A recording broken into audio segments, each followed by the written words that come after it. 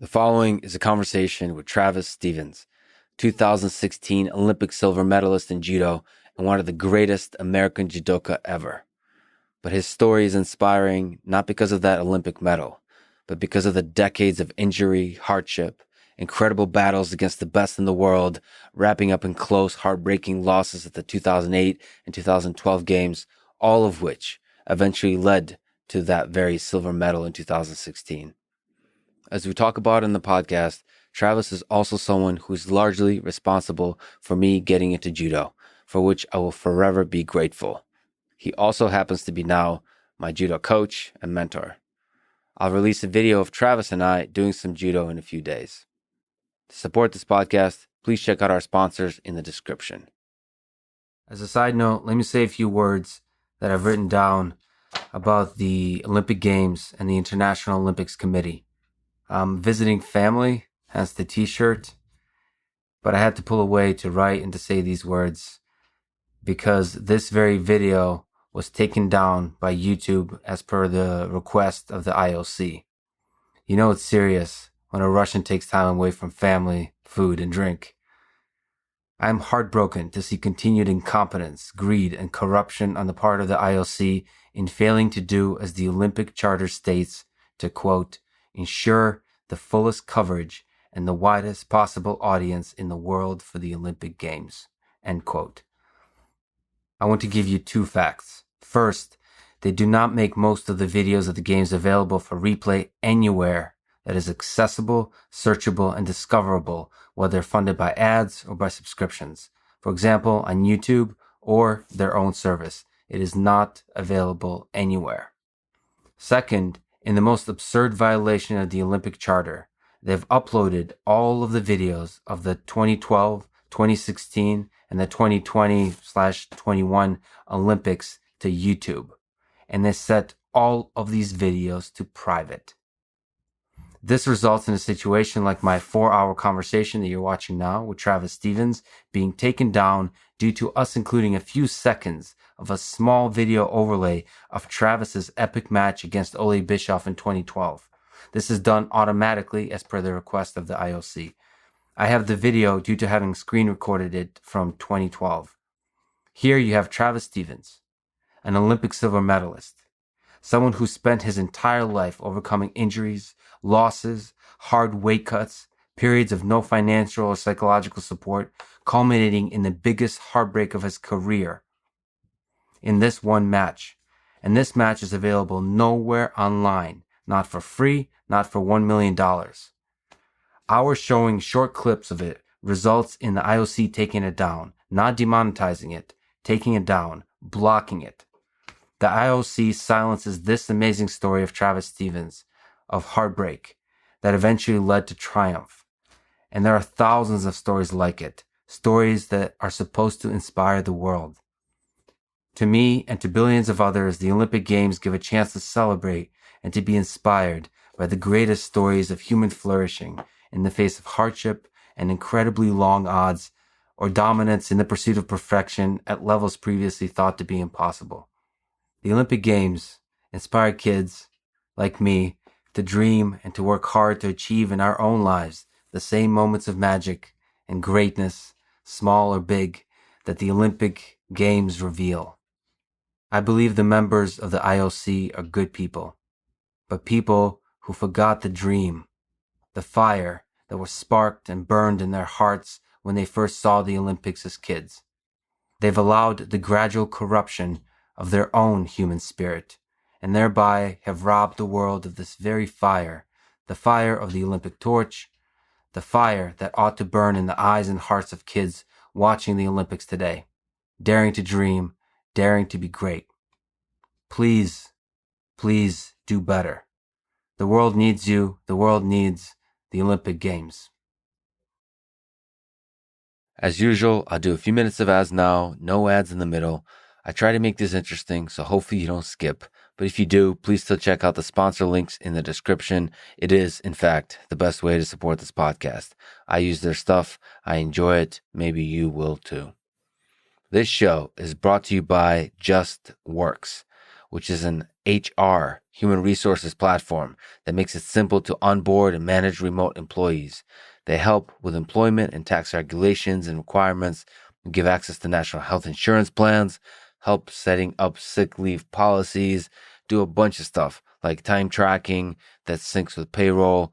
Plus, very importantly, give you access to 24/7 expert support. I'm currently going through a process of building teams of amazing humans. And it turns out that process involves a lot of things that are challenging on the sort of administrative side of things. And so, especially as the scale grows, you should definitely use the right tools for the job in managing said humans, aka human resources. And JustWorks is definitely a platform you should consider if that is the problem you're facing, especially if the teams of employees you're managing are remote. With JustWorks, you can manage your remote team and run your business with confidence by going to justworks.com. That's justworks.com. This episode is also brought to you by Indeed, which is a hiring website. I've used them as part of many hiring efforts I've done for the teams I've led in the past and currently. They have tools like Indeed Instant Match that gives you quality candidates whose resumes on Indeed fit your job description immediately. That's the first step. You want to get a great pool of candidates as quickly as possible given the requirements that you have. Indeed is really good at this. Like I've said many times before, a good team of people can make the difference between creating something amazing and creating something crappy. And so, and also just living a fulfilling life. So much of our lives is spent working that it makes sense to surround yourself with amazing people. And so this hiring process is so important. You should definitely use the best tools for the job. Right now, you can get $75 sponsored job credit to upgrade your job post at Indeed.com/Lex. Get it at Indeed.com/Lex. Offer is valid through September 30th. Terms and conditions apply. Join 3 million businesses that use Indeed by going to Indeed.com/Lex. This show is also brought to you by a longtime sponsor, a great one, called Masterclass. $180 a year gets you an all-access pass to watch courses from the best people in the world in their respective disciplines. The list is frankly ridiculous. Chris Hadfield, Neil deGrasse Tyson, Will Wright, Carlos Santana, Gary Kasparov, Daniel Negreanu, Neil Gaiman, Martin Scorsese, Tony Hawk, Jane Goodall, and it just keeps going like that. I've recently took a course on portrait photography, or started taking the course. I still need to finish it. It's incredible. I'm trying to learn a little bit more about photography so I can build up an intuition of how to do storytelling in the visual medium. I'm clueless about a lot of things in this world, and it seems like I should be a tiny bit less clueless since I'm creating a bunch of videos and photographs together now with a few amazing folks. Just like anything else, it's a skill, and learning more about a particular skill, if there's something like that on Masterclass, that is the best place to go because you have the world's best teaching it. I highly recommend you check it out. Get unlimited access to every masterclass and get 15% off an annual membership if you go to masterclass.com/Lex. That's masterclass.com/Lex for 15% off the annual membership. Masterclass.com/Lex. This episode is also brought to you by a longtime favorite sponsor, 8 Sleep, and its Pod Pro mattress. It controls temperature with an app. It's packed with sensors and can cool down to as low as 55 degrees on each side of the bed separately. I actually have never pushed it to 55 degrees. I wonder what that would feel like. But in general, I just love the feeling of a cold bed in a hot Texas summer with a warm blanket. Cold bed, a little bit of air conditioning, warm blanket. I mean, it's just heaven. Both for naps and a full night's sleep. It's just amazing. I love it. I think there's a lot of science behind why controlling temperature is great for sleep, but the actual anecdotal experience of it is amazing. They have a Pod Pro cover, so you can just add that to your mattress without having to buy theirs, but their mattress is pretty good. Go to 8sleep.com/Lex to get special savings. That's 8sleep.com/Lex. This is the Lex Friedman Podcast, and here's my conversation with Travis Stevens.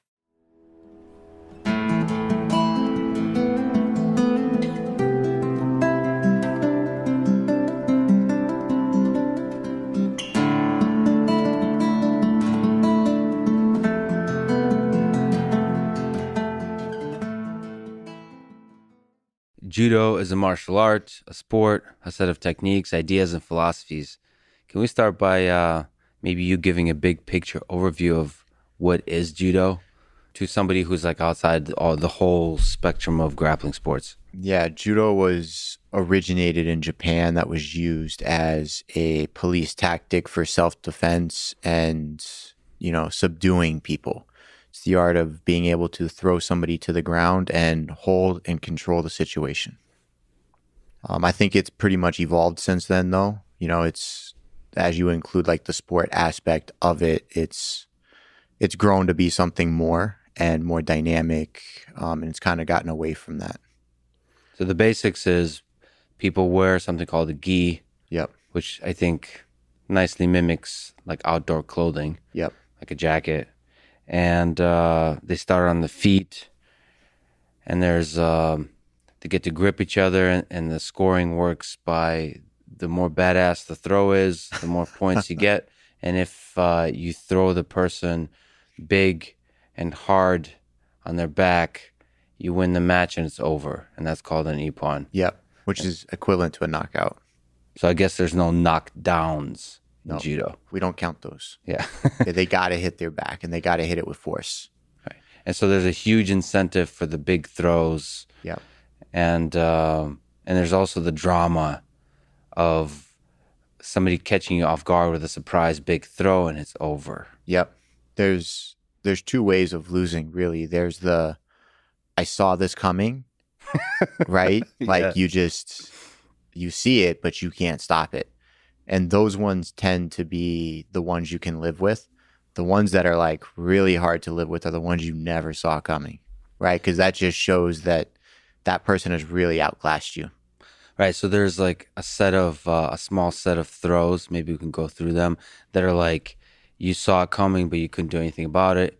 And then there's the set of throws that are more like surprises. So first of all, the counters, or if you fake one thing and go the other way, then that's a surprise. And it's like, oh shit, you off balance the person because they think you're going one way and then you go the other way. And then there's this oh shit moment. All of a sudden, Yep. your back is just slammed on the ground. You're good at many throws, but one of them is that I think reveals the beauty of Judo is the foot sweep. Yep. There's something about the off balance and the timing that if you catch him right, all of a sudden, it's like I had the same feeling when I went skydiving. Like all of a sudden the ground is not under you anymore. Yeah, and you go weightlessness for like a split second, and you realize you've lost like all control of your limbs. Like it's like zero gravity, right? Like you can't turn, you can't rotate, you can't do much of anything. And then before you know it, you've hit the floor. Yeah. It's a cool feeling when you get thrown because you hope to do the same thing to another person. It's like you just hit the ground hard because it's not, you didn't see it coming. It wasn't a big throw that got loaded up. Mm-hmm. It's like all of a sudden the surprise and then like this like feeling your back just slams and there's like the air's out. Yeah. And the worst is when you get hit twice with one throw, right? Because sometimes like the guy throwing you didn't expect you to leave either. So you hit and then that guy comes down like a second and a half later and it's like boom, boom. And then the wind is just gone from you. Yeah. Those are the worst. And then there's the disappointment. Like then the intellectual, the cognitive part comes in where you're like, oh shit, I just lost. Yep. And you don't have like a connection to why, right? It's almost like you've just like, you didn't literally get a concussion. Like you understand and remember everything, but you can't figure out how this just happened. Right. Those are the tough ones to deal with. Actually, have you had moments like that where you don't understand how it happened? You have to watch footage to understand what happened. Even when you watch it, you're just like, I don't get it. Like, why wasn't I in a position to stop this? It makes zero sense. Conceptually, when you watch it, you're like, I understand how to play defense. I understand it looks like I'm in a defensive position, but at the end of the day, I still got thrown. Yeah, you were talking about, what is it, a 2008 match? You have a non-traditional gripping style? Yep. Is that accurate to say?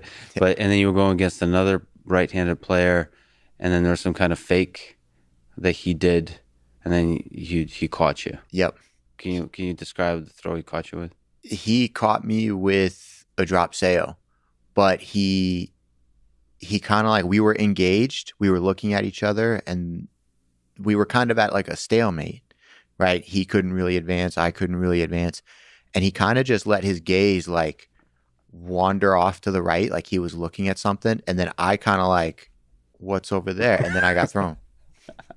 And it's like, so first of all, for people who don't know, Seo is Seoinage.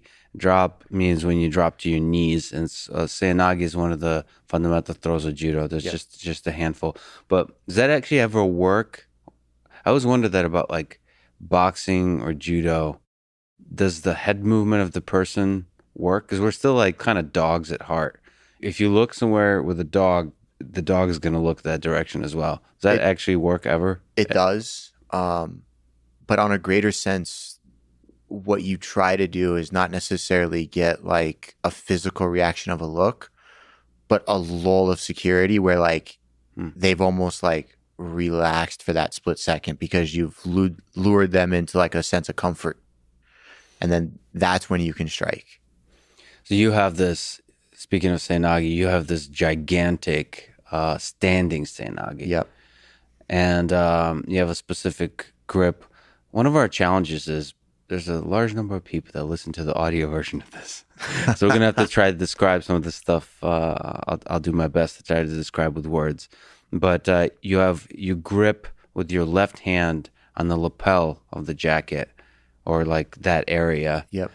And there's kind of a lean into the person. And I suppose, is there a feeling of a lull there that you're trying to get to where it feels like you're both calmly dancing before you turn your hips and go in for the throw? I'm actually trying to create a sense of weightlessness for my lead leg, which would be my right leg, and a sense of resistance from my partner. So aren't you both kind of leaning into each other, and it creates like an A-frame.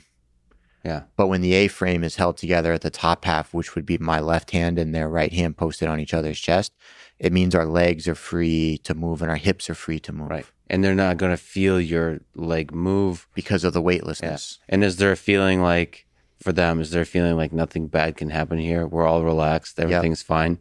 Yeah. and then they're standing off at a funny angle, and before they know it, I've spun and my back is on their chest and they can't go anywhere. Yeah.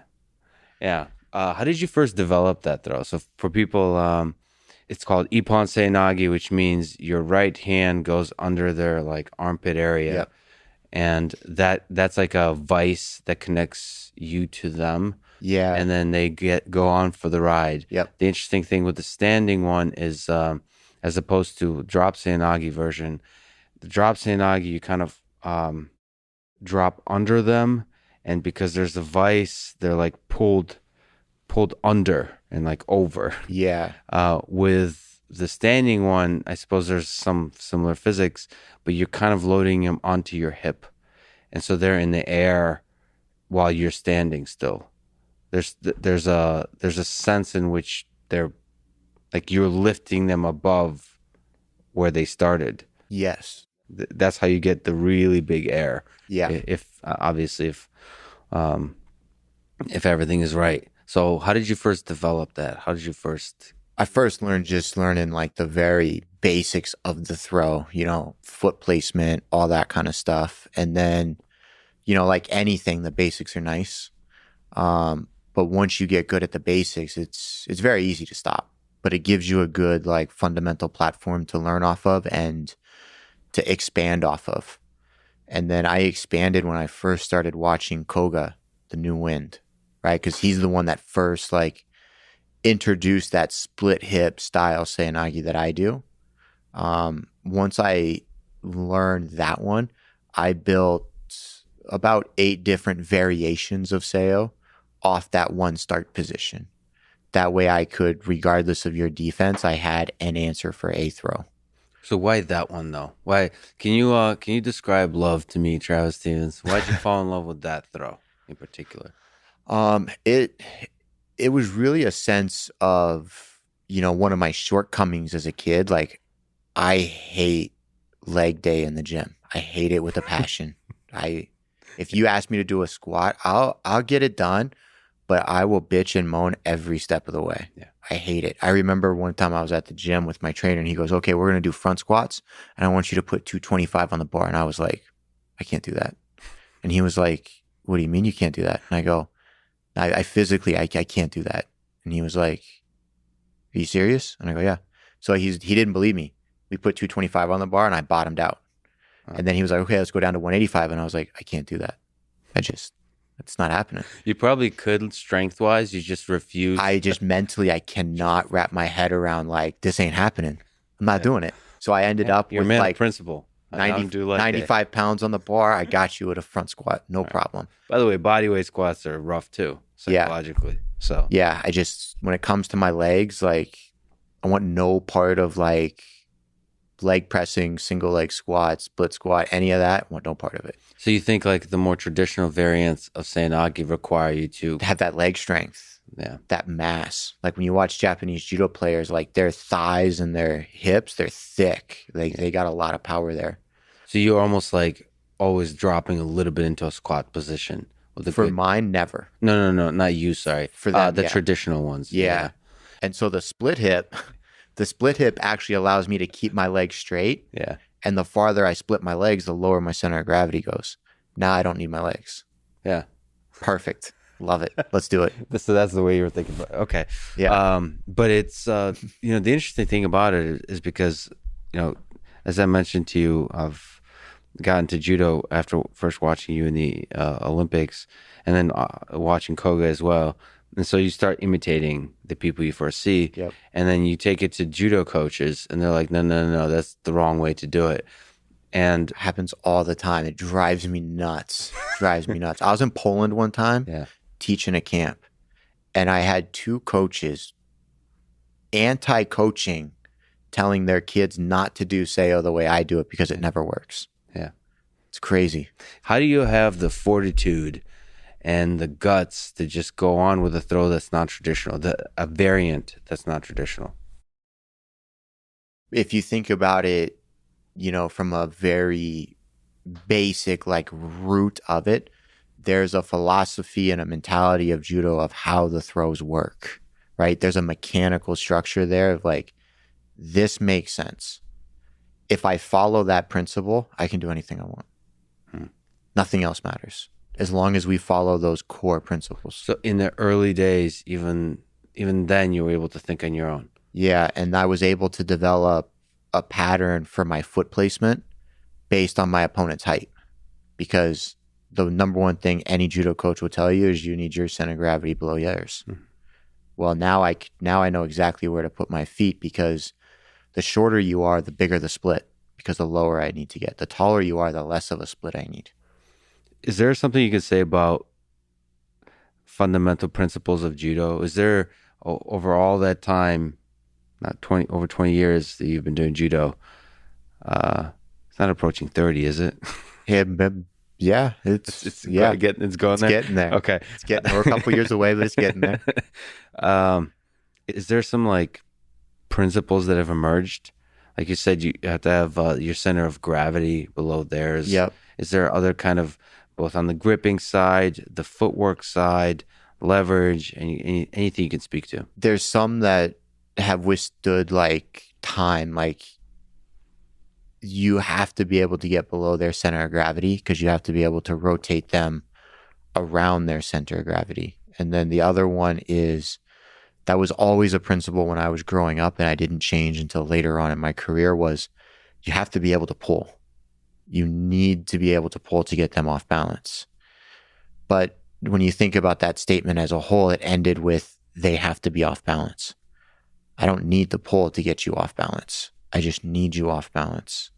And when you think about it that way, it allows you to open up the doors to, what do I need to do to get you off balance? I could push, pull, I could flinch, I could fake, and you could put yourself in your own off balance state. Right? When you think about people who wrestle, right? If I fake shoot, it causes you to overlean forward, which means you're off balance. There's no pull, there's no push, there's no nothing. I just get a reaction that leaves the opportunity and the door open for an attack. And that off balance can be very subtle. It could be very subtle. And the better you get and the more skilled you get, the less subtle it is. So we should also mention that there is something called forward throws, where you throw the person, they're going to fly facing forward. They're going to fly forward. And then backward throw is they're going to fly back. Yep. And then there's lateral, they actually go sideways over, like a cartwheel almost. Okay. So the forward throws, there's the one we've been talking about, which is Seinagi, and there's a bunch of different variants, Ippon, Marote, Seinagi. There's drop, and there's standing versions of them. And that all, I don't know if there's a way to summarize it, but that's like as clean as getting your center of gravity under theirs as it gets. And then the rest is just gripping variations. Yep. I guess it's all gripping variations on all of these throws. But and then there's, in terms of forward throws, there's the other big one in competition is Uchimata, which is, I don't know, we can try to explain that one. But it ends up being where you're standing on just one of your feet and the other one is up in the air. And I don't know if you put in that same category Haragoshi, like those kinds of throws where you're kind of a little bit single-footed. Yeah, and then, so there's two-footed techniques and then there's single-footed. Yeah. Ogoshi, where it's like you're doing a mix between the Uchimata and the Seinagi. Yep. It's a hug. You hug a person and then you turn your hips around such that you're now hugging facing the same direction. When it comes to forward throw, there's, regardless of the name of the throw or the gripping variation that you're using, the whole principle is how do I get this person to do a forward roll in midair and land on their back? The more of a forward roll I can get, the bigger the score. If I get like a quarter of a turn where like you land on your side and you don't go over your back, it's a half score. Yeah. But they all require me to get you to do that forward rolling action. So just if we think of one person, if they do this nice leap forward and they do a roll and their back nicely rolls over the ground, you're trying to do the exact same thing with you connected to them. Well, and if it's nice and it's smooth, it's probably not a full score. It needs to have like somewhat of a violent impact. Right? So if you think of a drop Seinagi, if I'm moving too slow and you still roll over your shoulders and there's no direct impact, it's only a half score. Right. They want the force. The force, the violence is good. Okay. So then in terms of backward throws, the traditional ones, there's stuff where you trip them from outside their body, like osotogari. Mm-hmm. It's a trip where you hook your leg onto their leg and you trip them, but your hook goes outside of their legs. And then there's the trips from inside their body. There's one foot is called kuchigari and then the other is ochigari. It doesn't matter. The most important thing is outside and inside. And then there's like, I don't even know how you throw them sideways except foot sweeps. And then there's the foot sweeps where you can sweep one of their legs from out of them or both their legs at the same time. And like what we're talking about, this kind of is when timed perfectly, it's effortless for everybody involved. And the ending, like you said, is big, dramatic, and violent. Yep. Is there other kind of... Oh, yeah. There's sacrifice techniques. Yep.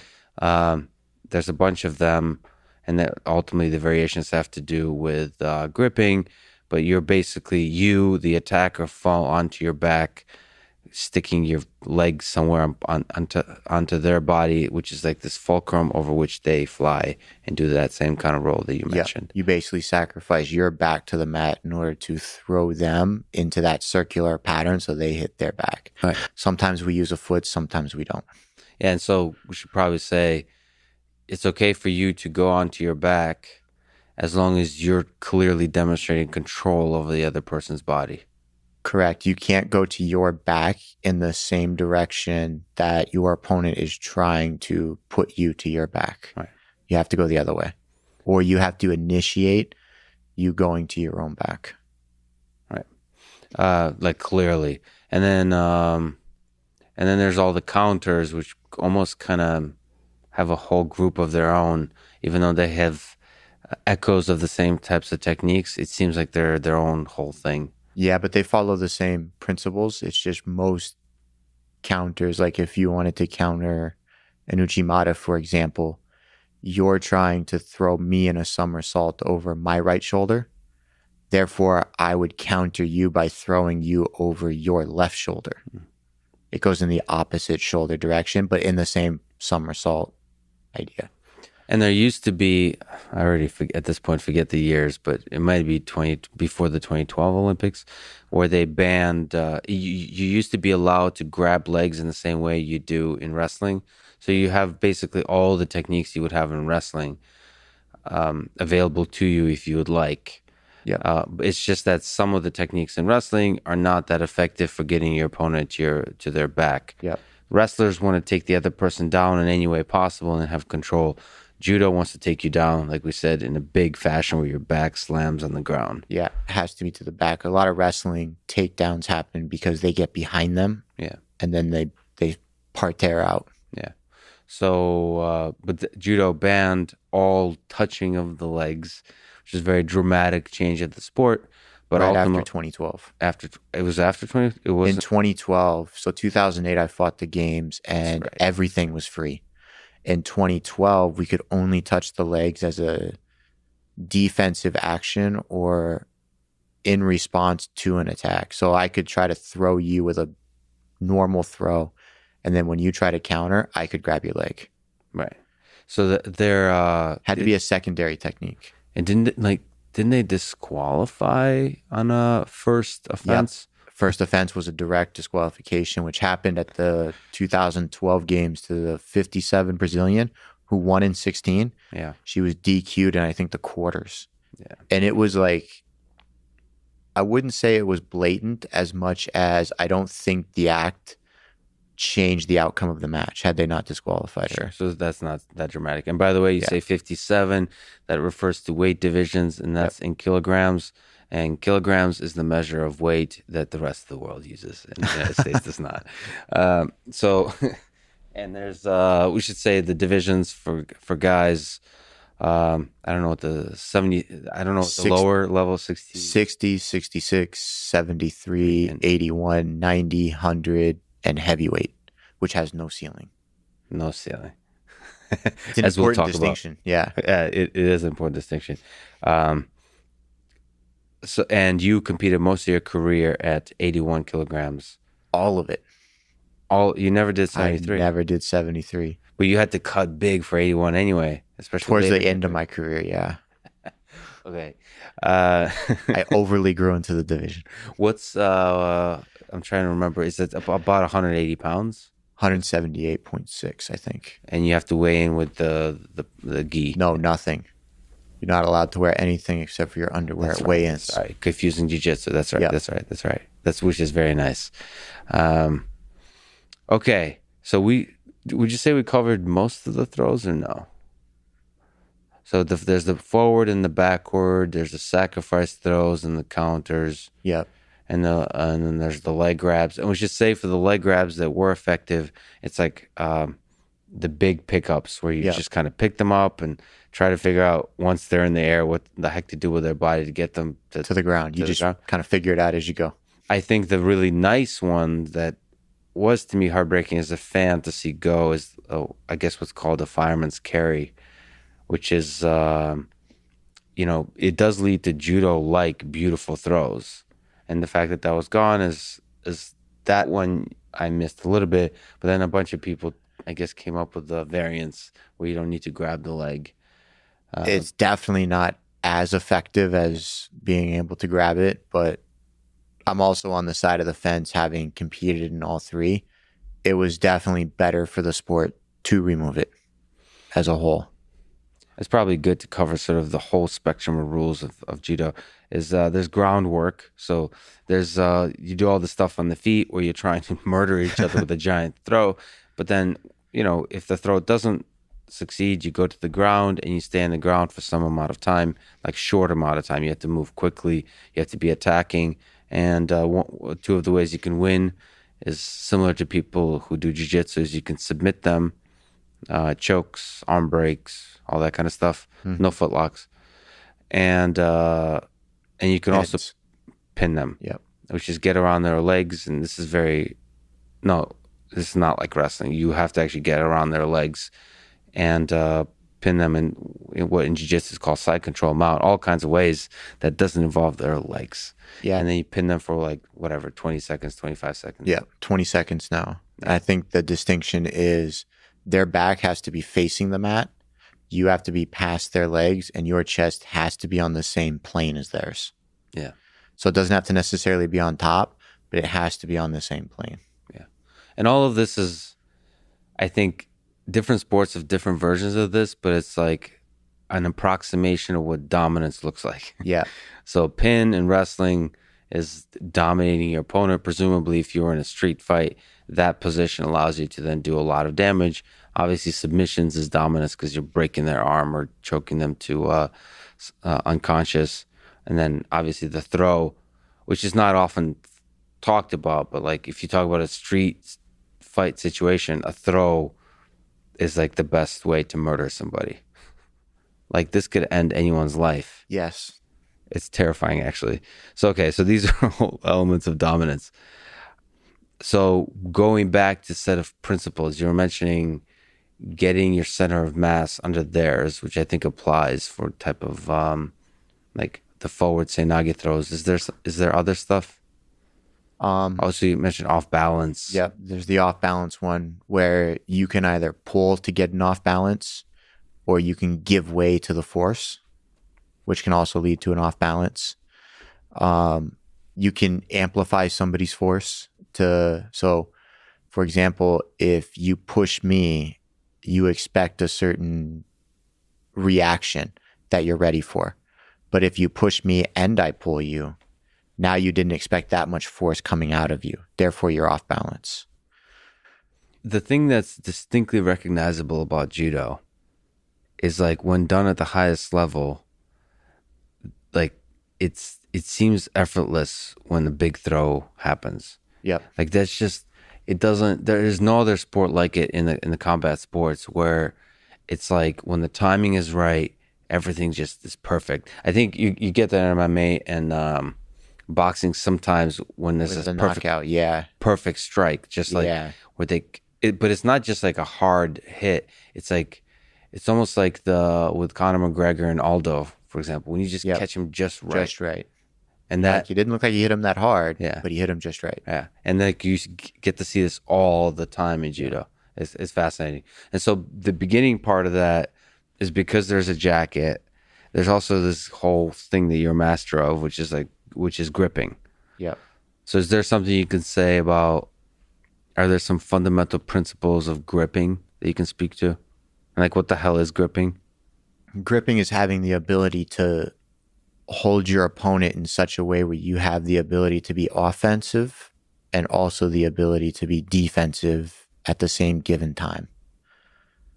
And it's a distinction because I can hold you in such a way where I might be able to feel offensive, but if you can take a purely defensive grip and then I can't be offensive, we are no longer gripping.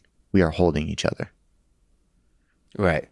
Right. So like that would be the act of being able to grip, is to be in a situation where you have me and I have you, and I can play both offense and defense at the same time, where you can only play defense.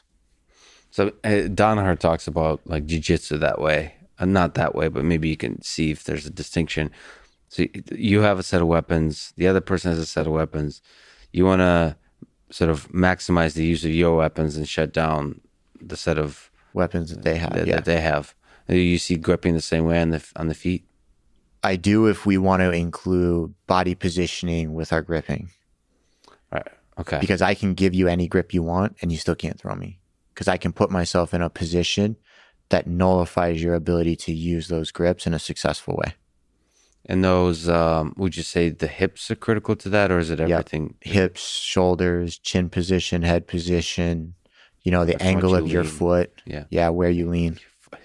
Wow. Okay. And so, and there's a bunch of places you can grip. Obviously, if people like kind of think of a jacket, like there's a bunch of places you can grip that are interesting. So you can grip on the collar, you can grip on the sleeves, you can grip like at the elbow joint. Yep. And then you could do those badass like Eastern European, Georgian over Grips the back. over the back, over the opposite sides of the heads. Yeah. The Koreans that grab on one side around the head with their hands together. Yeah.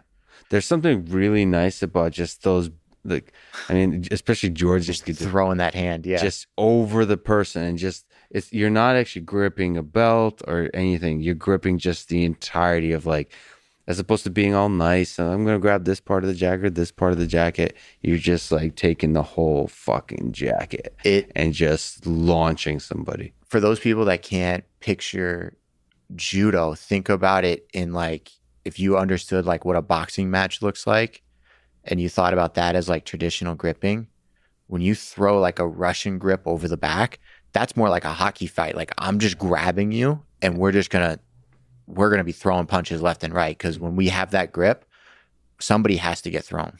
Yeah. There's no, we don't walk around with this grip. It's go time once somebody throws it. To me, as a fan and sort of amateur practitioner, there's two styles of Olympic level judo. One is where you're trying not to get thrown, and the other is where you're trying to throw.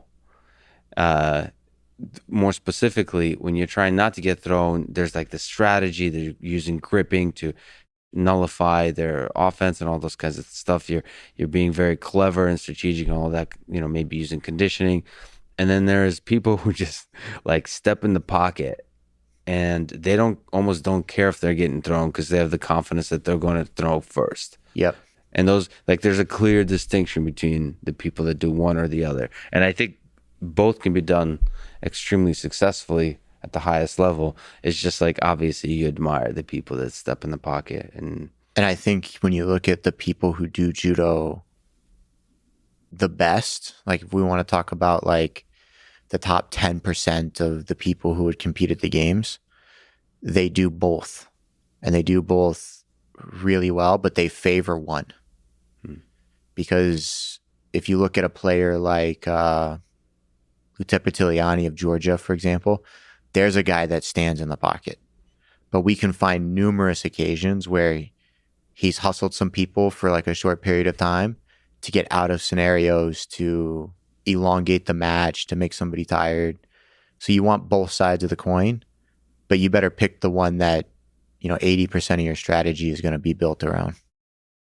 Sorry for the romantic question, but I talked to Dan Gable, and he always looked to the Russians as the artists in wrestling, and he always wanted to be an artist. But I think he's known for being that sort of guts, aggression, mental toughness guy, but he always was drawn to the artistry of wrestling. It's hard to know when you just watch you, because it looks like you're aggressive and you got the guts and the mental toughness, but there's also obviously a mastery of technique. Which would you lean towards in terms of what accounts for your success and just the way you approach judo? Is it the guts, the aggression, the mental toughness, or is it the mastery of technique, the artistry? Mine would be my aggressiveness if I'm going to pick those two areas. But I think there's a third area in there that I would put myself in where I'm more of a strategist.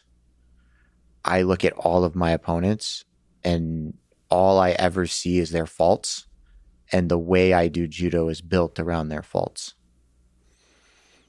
And it's just, I put myself in scenarios where I don't even know how I'm going to win. But what I've done in those scenarios is I've made it very difficult for you to win. And then I figure out the rest as I go. Like, how do you study an opponent? Are there bins you can put them in? Like, there's a lefty and a righty, or this kind of stuff. How many bins are there in judo in your mind that you put your opponents in? Yeah, there's probably about 20. There's like certain players who you could put in a category of like, they're only good for the first, 2/3 of the match. After that, they turn into a different player where they're either falling into a sense of panic or uncertainty. And you can, if you were to take a video clip of let's say Church's Philly, right? They got Georgia and I beat in the Olympic semi. He's somebody that would beat you in the first 3 minutes. And if you clipped out all of his matches and you only watched the first 3 minutes of every match, you would see one style. If you found all the matches where he got taken into the last minute and he wasn't winning by a major score, you would see a completely different fighter. And so going into like my Olympic semi, I put him into that category of like, I want to get to this guy because this guy is beatable. The trick is, how do you get there? How do you get there? And by the way, we're talking about the 2016 Olympics where you won the silver medal. You were part of 3 different Olympics. But the cardio aspect of it, have you faced exhaustion often in your matches where you have to go deep and go like past? Yeah, but that's not from the judo side of it. That's from like, I did a very bad job of making weight. It's always the weight cut? Yeah, it's always the weight cut. And I think people really struggle with that. They blame cardio and training and everything else. But when it really comes down to it, like we train for an hour and a half, 2 hours, twice a day. How are you tired after 5 minutes? Right. Right? It becomes into a mental struggle, your anxiety, your stress, your lack of belief in yourself. Or in my case, sometimes it's poor nutrition. Sometimes I had one too many McDonald's meals. It just... It happens. Okay, so let's talk about weight cutting real quick.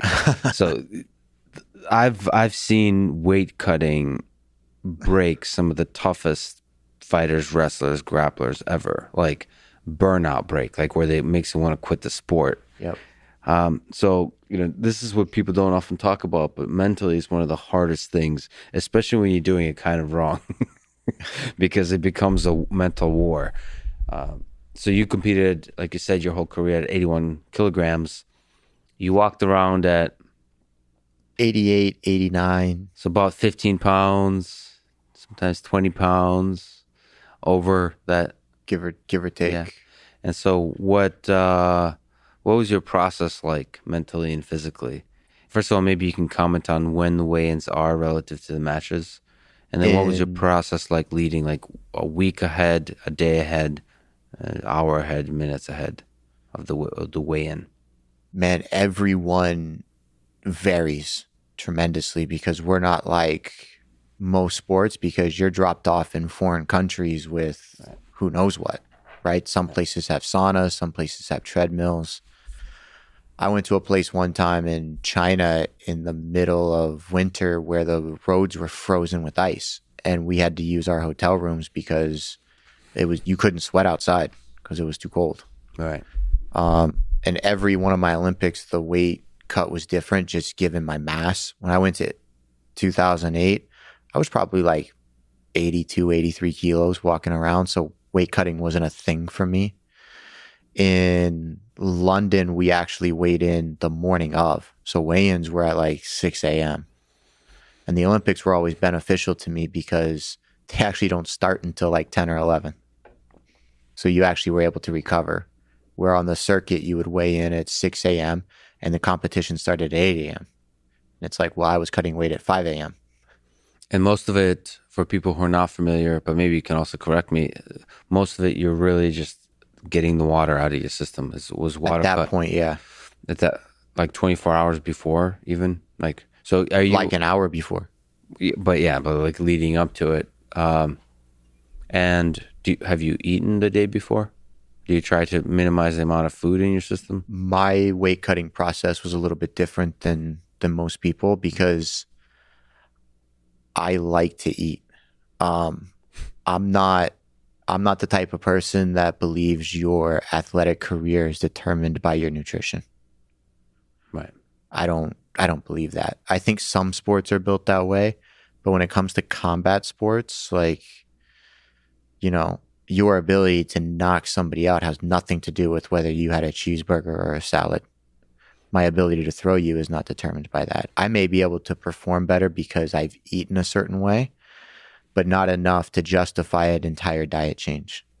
Your body is built and my body is built to operate with certain things that I've had in my system for years. Yeah, I think I'm with you, but I also believe that there's a mental aspect. So if you're surrounded by people that tell you diet matters, then if your diet is off, you're going to believe you're going to be off because the people around you tell you your diet should be good. So yeah, I think it's like it's the same. I've had an argument with Matthew Walker, who's a sleep scientist about sleep. And it's like, if you believe sleep is essential, it's essential to get 8 hours of sleep every single night perfectly, then you're going to be very stressed when you don't get it. And then I think the stress will negatively affect your longevity and all kinds of aspects of your life. If you actually just learn to truly listen to your body, become a scientist of your own body with sleep and food, it might end up that it will be the 8 hours a night or whatever, but it might be something else. And probably diet I remember when I was meeting with the USOC nutritionist after London, it was probably around 2014, I think. And when we had our team meeting at the beginning of the year and I was talking to him, he was talking about the nutrition plans that he could put us on. And I was like, time out. I've done the USOC thing. Like, I've done the couscous. I've done the lemon in my water. I go, I'm full of shit. The couscous? Couscous? Oh, boy. Like, there was just, because there's like a cookie cutter plan, right? Yeah, right. And I was like, look, here's what I want you to do. I go, I'll listen to you, but you're going to walk into the 7-Eleven across the street from the USOC. And if you can't buy it in that 7-Eleven, it's not on my plan. Right. I go, because I go to places where the only thing I can eat is Pringles and a Snickers bar. Mm-hmm. I've done that. Like, I've flown to Azerbaijan, stayed in a hotel where the restaurant is closed. USA Judo hasn't paid for the meal plan. Mm-hmm. And the only thing that's available is the thing across the street. So you were eating Pringles before fighting a Grand Slam event while cutting 20 pounds. And a Snickers bar. Yeah. The visual of that, that's some Rocky shit. Okay. Build me a nutrition plan. Go for it. Because I'm not paying my own way to travel with 14 days of food. Right. I mean, that's one of the magic of your whole career and also judo. I mean, I'm sorry to say, of course, you want athletes to be super rich and super well funded from an athlete perspective, and the sport to be popular and managed in an ultra competent way. But that's not reality. But as a fan, it's fun to watch somebody like you, who's exceptionally driven, have to suffer in all these different interesting ways. It's only suffering if you expect the other side. Right. I don't expect it. I accept it for what it is, which is why I write off nutrition for athletes. Right. Because it can be done without it, as long as, to what you said before, like, you don't believe you need it. Yeah. Some people believe they need it. So getting your mind right is the most important thing. You know what I believe I need? What's that? A Snickers bar when I'm tired. I want a little bit of sugar. Makes me feel better. What do you want me to do? So you... That's what are you gonna do? Yeah, so I just love the visual of you eating a Snickers bar before Grand Slam. But that became part of my nutrition plan. When the USOC guy wrote my nutrition plan, I was eating a burrito bowl with brown rice, white meat chicken, black beans, guacamole, cheese, 2 chocolate chip cookies, and a Diet Coke. This is like Chipotle? It was Boloco, but same concept. Same concept with two chocolate chip cookies. Because I needed the sugar. I was 88 kilos when I stepped on the scale at 6.3% body fat. Now I got to make 81. What? Really? Yeah. And the USOC was like, hey, you can't fight 81 anymore. You have to fight 90s. And I go, I'm already into the quad. I'm not changing. I go, build me a plan where I can do this. And now we have to have an acceptable weight cut. Like, it's just, what do you want me to do? I'm not the IJF. I can't just change the fact that it takes 2 years to qualify. I know where I'm at. I know what I have to go through, and I accept the consequences. It is what it is. We want. All right. So what was the process? I mean, can you speak to, so you wake up early in the morning, the day of the weigh-ins, a few hours before? Technically, my weight cut never started until I got off a plane and to a hotel. And how many hours? 3 days. So it's a 3-day cut. It's a 3-day cut. Mentally, you're thinking of it that way. Yep. And then you're still eating. I eat every day. And then like, what do you load up on water maybe as you start, and then Nope. or the water stops? Yeah, it is what it is. So I mean, it's a slow. You're not actually like sweating all 3 days, Yeah. are you? But then it's like torture to sleep. Part of the process. Are you able to sleep? Sometimes. It depends. So you're dehydrated, further and further dehydrated with 6-7% body fat, trying to lose 10 pounds. I even developed a way to drink water out of a bottle where I don't drink anything, but I feel like I have. Swishing it? What's the... No, so like I take like a bottle of water, and like if we were to like to draw a line on it, I would tip it and I would go like this. I'd go.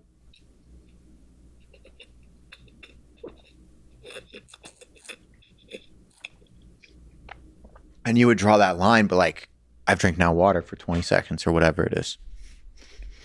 And I feel and your I brain get the was fix. like, yeah. Brain told me I got there. No problem. That's amazing, man. Your mind's a very powerful tool, and the problem a lot of people have is they don't accept the reality of the situation. They bitch about the reality of the situation. First of all, you could always quit, right? Yep. So like you're not never missed weight. Never missed weight. You can perform poorly. You can't miss weight. Don't miss weight. Don't miss weight. Because you can always win regardless of how bad the weight cut is. You can never win if you miss weight. But your brain is also really good. Maybe not your brain, but I know my brain. I think most people's brains are good at generating. The more desperate things become, the better it's at generating excuses. So what were you doing with your mind that resulted in you never missing weight? The plan. So, like I said, like my weight cut would never start until I got to the hotel, because I didn't check my weight the morning of. I didn't check my weight when I got there. While I'm traveling, I'm doing things at like a minimal level, but I'm never not giving myself something I'm craving. If I'm thirsty, I'm drinking a Diet Coke. If I'm hungry, I'm buying a Snickers bar. I'm buying a sandwich. I am. And I accept the consequences when I get there. And then when I get there, if I step on the scale and it says 88 kilos, I instantaneously know exactly what it's going to take to be 81. And then you just follow like a robot, follow a very specific process. Yep. And then, I mean, because there's a lot of seconds in 3 days, seconds and minutes, and I just know exactly what it takes from my body. I know exactly what a 1 hour gym workout wearing a sauna suit is going to take. I know exactly what I'm going to lose on day 1, and I know exactly what I'm going to lose on day 3, because they're not the same. So I can instantly look at a hotel, decide, is there a bathroom, sauna, gym, temperature of the gym, access to the gym and when it is, access to the judo mats, my training partners, the roads versus street lights, the weather outside. I can take a look at that environment and say, this is my weight, this is weigh-ins, and instantaneously in my head, there's a plan to make weight. And you have a sense of how much sweat adds up to 10 pounds, how much sweat plus time. Yeah. And I make sure in my plan, all of my meals and how much water I need in between is allocated to still make weight, because you have to eat or drink during that time. Are you incorporating like mental exhaustion into this? That doesn't exist. So it doesn't? It doesn't. Do you like meditate or like what did the thoughts come, especially 3 days? We're not talking about 4 hours of suffering. I'll tell you this has broken some of the toughest people in the world. The hardest weight cut I ever had. Yeah. Hardest one. I fought Pan Am Games in 2015 in Edmonton, Canada on a Wednesday, and I won. So I've made weight on Tuesday. I fought on Wednesday where I had to weigh in 5% of my weight class, so 84 kilos. On Wednesday, I was 84 kilos. I got on a plane on that Wednesday night and landed Friday morning in Sochi. Okay, so I've traveled now. I got on the scale. All my bags got lost. Everything. So somehow I flew from there to here, no bags, and I threw all of my stuff in my bag. I wore sandals, one pair of pants, and a t-shirt on the plane because I was like, I'm just tired. I just fought. Like, I don't even want to carry it. I don't care. What are the odds that I get there and my bags are gone? Yeah. Very low. Very low. Sure enough, it's gone. I get all the way to Sochi. I check into the hotel. There's one sauna. Guess what? You have to reserve it. And you're only allowed to reserve it for an X period of time. Guess get a small tangent. When you found out your bags are gone, this is something I'll often think about. There's like people that are helping you, right? Like there's a person in the airport who goes, yep, oops, just like that. And then the person at the hotel who tells you that you have to reserve the sauna and looks at you like you're, yep. They don't care that you've been suffering. They don't, nope. They're like, they don't even understand why you need it. Yeah, like why? Oh, this like like this little kid reserved it for 5 hours or something to block it off. So I'm sorry. Is there a frustration that gets in there? Are you? You just accept reality. Okay. Don't even hinder on like the things you can't change. Because the second you get frustrated, the second you think you can change it, you'll harp on it, and that breaks most men. Yeah, that like little thing in the back of their mind thinking, oh, like, what if? There's no what if. Like, there's only right here, right now.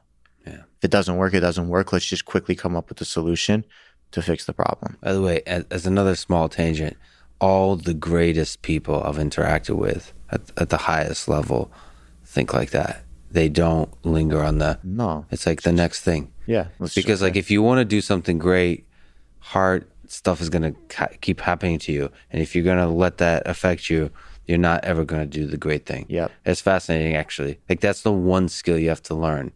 Elon Musk is great at this, constantly dealing with emergencies. Okay, this happened. What's the next step? Yep. Accept. It's not that big of a deal. Every problem has a solution. Yeah. And if I can't solve it, it's not my problem. You want me to do? Yeah, exactly. So what? So how'd you figure it out? In sandals? Get this. I get to the hotel. Yeah. I check in. I don't even know about the sauna yet. I go, I need to find a clothing store. I'm in the middle of Russia. I open up Google Maps and I'm like, sports store. I find an Adidas sports store in the middle of Sochi, Russia, right? Yes. Uh-huh. I spend like $500 on like average sweats, no plastics, no nothing, and no running shoes because they don't have any. What's the temperature outside? Is it cold? It was kind of like springish, so it wasn't cold, but it wasn't hot. Yeah. So you still need a lot of layers, preferably. You would need a lot of layers just to cut the amount of weight I'm about to tell you I have to cut. Because after I bought that stuff that next morning, and mind you, it's a Friday morning. I go to the venue where we have the mats open to train, and I step on the scale. And then Sagan Batar of Mongolia goes, oh, pretty good. You're almost there. And I go, oh, no. No. Oh, no. I'm not. I stepped on the scale at almost 94 kilos. And I looked at him and I was like, I'm 81. And he went, good luck. You're almost there. Yeah.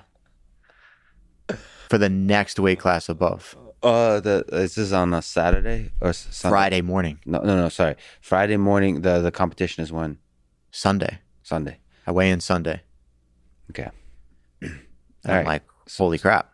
I throw on all my layers, and there's one other person with me there, Kalita, who's my girlfriend at the time, now my wife. We start doing judo because I'm like, this will be the easiest way to knock off like 3 or 4 kilos. Well, it's cold. I have no gi, and I'm working out with a female. I can't get like overly physical to like really get my muscles going to really break that sweat because she has to compete in a day or two to do this. She's not a training partner. You can't just use this person. Mm-hmm. I stepped on the scale. I was 91 kilos. So I went, well, that was a nice dent, but like workout. Yeah, I go, that's not going to fly. So sure enough, the clothes are now ruined. They didn't help me lose any extra weight. So I go back to the hotel and I start reserving the sauna. Do you know how hard it is to lose that much weight in a sauna by yourself?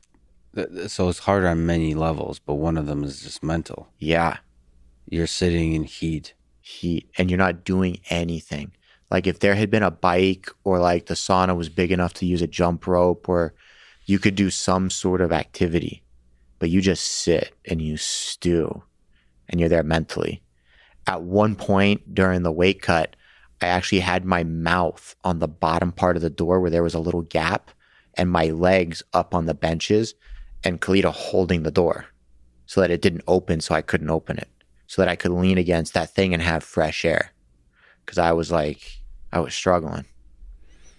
And we're talking about, I mean, how many hours is that? Hours. And then the thing is because you have to reserve the sauna, I can't even take like a 30-minute break because the sauna's not going to be mine in an hour. Yeah. Which means you have to use the sauna in the heat for that allotted time period.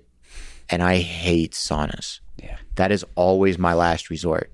I will use a bath, I will train, I will run, I will jump rope. Sauna is like, oh, let me do that for 10 minutes after all of my gym workouts just to keep the sweat going while I stretch and cool down.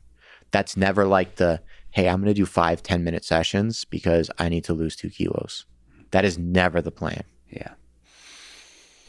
But I mean, so I've done plenty of sauna for weight cuts to know I can't even imagine what you went through. Yeah. The seconds slow down. That's one way to achieve immortality is like the time slows down to like a stop and you're left alone with your thoughts. You can't do anything. Just like you said, you can't. There's nothing worse than sitting in that kind of heat for 10, 15 minutes. Yeah. And then you walk out and you're not even sweating. Yeah. There's nothing worse than that. And if you like, and maybe if you weigh yourself, which you probably shouldn't be doing because it'll break you. Yep. You haven't lost anything. Yep.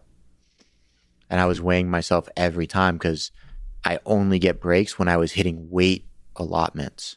Mm-hmm. So if I could lose 0.3 in 10 minutes, I'd give myself a break. But I had to hit certain numbers because I only have the sauna for a certain amount of time. And I remember one time I went downstairs to get my key to the sauna and the Japanese team had reserved it and took it from me because the guy didn't put my name on the list when I called down to get the sauna. So I lost an entire session that I had to get made up towards the later part of the day because I still have no running shoes. And then sure enough, my bags show up 30 minutes after weigh-ins. Yeah. Great. That's like the universe just kind of giving you a little wink there. Yep. I think like, because so few people do this weight cut at this high of a level, people don't often realize, because people get a sense of how hard it is to run 200 miles in the desert. Like because they go outside here in Texas, you can run 5 miles. Oh, it's hard, but like the weight cut is really. Can you? So you just like how did you do it? Just fucking not refusing to. You have to make weight. You have to make weight, and you just that's. I am astounded when I hear like UFC fighters like miss weight, right? Like. When Jaden Cox missed weight at the Olympic trials, I was like, at least his was understandable because he missed the actual weigh-ins. He wasn't like not on weight. Mm-hmm. But when UFC fighters like miss weight, I'm like, how did that happen? You clearly like gave up a long time ago. There were times where I was like, well, I can't do this. There have been times where I've been in a sauna suit wrestling with a training partner who's probably 60 kilos who fought earlier that day to lose 0.3. To lose 0.3. Like, are you considering your mortality in this moment? Like, aren't you thinking you're going to die? Because like it's severe dehydration. You could damage your body. Are you thinking about any of this? Or is it just... man... Okay, yes. But see, I'm on the other level too, where like I've been in Belgium, right? Belgium, there used to be a B-level tournament, and the tournament used to go on. And because I was always on the heavier side, like 81's fights on the second day, which is the heavyweight day, weigh-ins were always at like, let's say 2 p.m. the day before for that tournament. Well, there was a sauna at the tournament. I remember like being in the sauna and like, oh, I'm 80.9 kilos. Weigh-ins aren't for 3 hours. Fuck it, I'm going to have lunch. Because I mentally understand that what I eat right now is going to fuel me for tomorrow. Right. So I don't want to skip it. I have the time to put it into my system and still lose it. Right.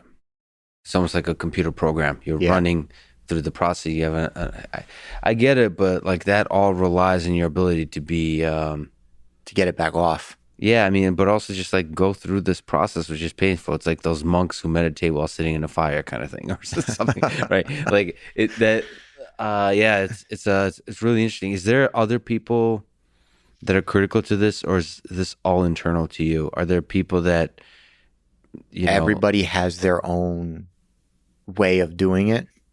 Some people don't cut that much. Some people can't weight cut at all, right? They would rather have been like 83 kilos fighting 90 than, be 83 kilos fighting 81. So why did you never move up to 90? What's your sense? Is it from your deep understanding of your own judo and the judo opponents you would face at 90 and 81? Because 81 is probably the hardest, if not the second hardest division in the history of judo compared to 73 and 81. When I was a kid, I always wanted to be like the middleweight Olympic champion, like the 81 kilo Olympic champion. When I was in high school, I made a decision when I was trying to make weight for 73. I was like, dude, I was cutting weight for 73 like I was cutting weight at the end of my career. Right? And I was like, I'm just going to bag it. I'm going to accept the fact that I may not make a junior world team. I may not make this team, but I'll grow into the division. So when I'm a senior player, I'm ready to go and I'll naturally be stronger. There's an understanding of a growth process when you move up a weight class. Most people can't just, I'm going to fight 90s and I'm going to win because I won at 81.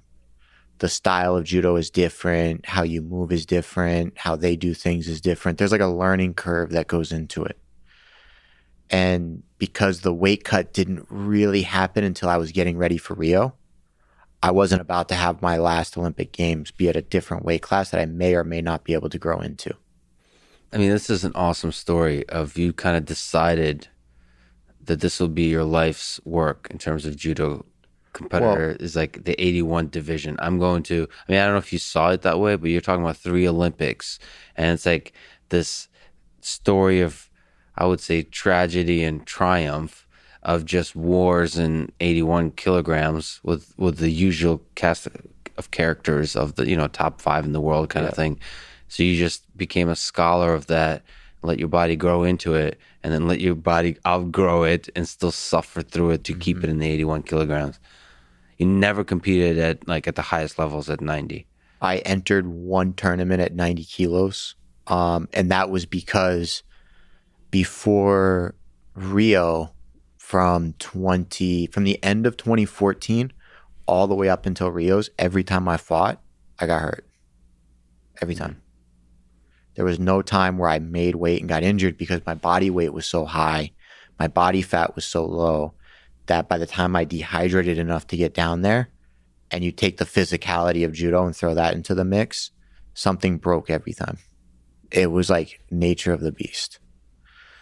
So the plan was, before Rio, we made an agreement with USA Judo that, Travis, you're going to fight 90 kilos, but you're not going to weigh in at 90 kilos. Like, hey, there's no you get to be 94 kilos and cut to 90s. There's you're going to step on the scale at 84 kilos, like a little bit of a weight cut, but not a full one, just so that you feel like you get into the tournament. Mm-hmm. Because around 2012, when I was talking with the USOC nutritionist, I actually got my weight down so much that I didn't really need to cut weight. The problem is I wasn't cutting weight. I didn't feel like I was competing. Got it. Right? You have to go through that mental process. And I never really reworked that. It was easier to just cut the weight and be ready to go. But when I entered into the 90 kilo division, I was rushed to the hospital the night after because my body broke out in hives, full body. Why? They said it was stress induced. Fascinating. So a month before the games, I was hospitalized in Hungary. and filled with steroids to get the hives to drop. And every couple days, my body, when I got back home, I would end up in the hospital because my whole body would break out again. I wonder if it's like deviating from the process that you so like perfectly crafted already. Or it was stress from my mind thinking, like, even though it's not top of mind, there's probably a portion of me that like the Olympics is coming around and it could be my last. That like my body just reacted to something chemically, so I was breaking out in hives. I actually bought like a 600 euro Hugo Boss suit because when I was in the Netherlands training at the time, I thought I had bed bugs because I was getting bit everywhere. Mm-hmm. Then I thought there was something in the detergent at the local thing, so I threw away all my clothes. Like I was paying for showers because I was trying to get the detergent off my body and buying new clothes at the airport. Trying to figure it out. And just go, accepting the situation. I mean, but the level of stress is exceptionally high here. Mm-hmm. Can we talk about the other side? People are going to love this. But you have a long history of persevering through injuries, Mm-hmm. through insane amounts of injuries. My ability to tolerate pain is probably more than most people. But see, injuries aren't just pain, right? It's like, it's also mental, like psychological. Like again, like the weight cut, it can make a lot of people quit. Yep. Can you tell your history of injuries? What are the biggest injuries, the toughest injuries in your career? Starting from your early teens? My early teens, I actually got out of sports from 11 to, I want to say like 15 years old, 16 years old, because a kid shot a double leg through my kneecap and I partially tore all the ligaments in my knee, cartilage, meniscus, the whole 9 yards. And I had to learn how to walk again. I spent 2 years in a leg brace, crutches, hobbling around the schoolyard. That one was a challenge to come back from. I've broken most of my ribs. I won nationals with 9 broken ribs. I was actually getting Novocaine shots into my chest to avoid feeling the pain and then wrapping them to try to make sure I didn't pop a lung. I've broken my collarbone. I have 5 herniated discs in my neck. I fractured my back twice. I've broken my tailbone. I tore my SI joints. I've torn my right hamstring twice, my left one once. Broken my ankles a few times. I spun it once in a 360 that had to have surgery. Fingers, toes, elbows, shoulders. So all of these are, first of all, you're a tough dude, man. So each of those have a story behind them. So if you're talking about the collarbone or the ankles, or the back, the neck, is there interesting stories here that behind these injuries? Hard training, hard competing, Jiu-Jitsu, Judo, ground stuff like sparring in the dojo or like drilling or all that kind of stuff. If you were to sort of break it down, your understanding of the landscape of injuries you went through? I've never had one in Jiu-Jitsu. Ever. I mean, I might have like torn a fingernail or like, gotten gi burn, but I've never been like seriously injured. I know when Panza straight ankle locked me at Copa Podio, that hurt, but I wasn't injured. Like it felt sore, but like if I had to run, like I could run. I can now understand probably exactly where the injuries came from then. You were very quickly excelled at Jiu-Jitsu. You have achieved another level in Judo. And I think that means the intensity with which you approach Judo to achieve that world-class level probably is the source of the injuries. Yeah, because the mentality of how I approach Judo versus Jiu-Jitsu. Jiu-Jitsu to me is like a game that like we would play. Yeah. Like if you wanted to like grab a basketball and like go play a game of one-on-one, that's like Jiu-Jitsu to me. Like I can't take the sport in its entirety seriously because I feel like the community of Jiu-Jitsu doesn't take it seriously. So just for people who don't know, just to set some context, you're a black belt in jiu-jitsu, but more importantly, you've beaten a lot of world-class jiu-jitsu people. You've done very well at the highest levels of competition. Yeah, I wouldn't necessarily say I've beaten them as much as I've trained with them, and they understand, whoever it is, that through training with me, that like I'm not just a judo guy. Like I know how to do jiu-jitsu.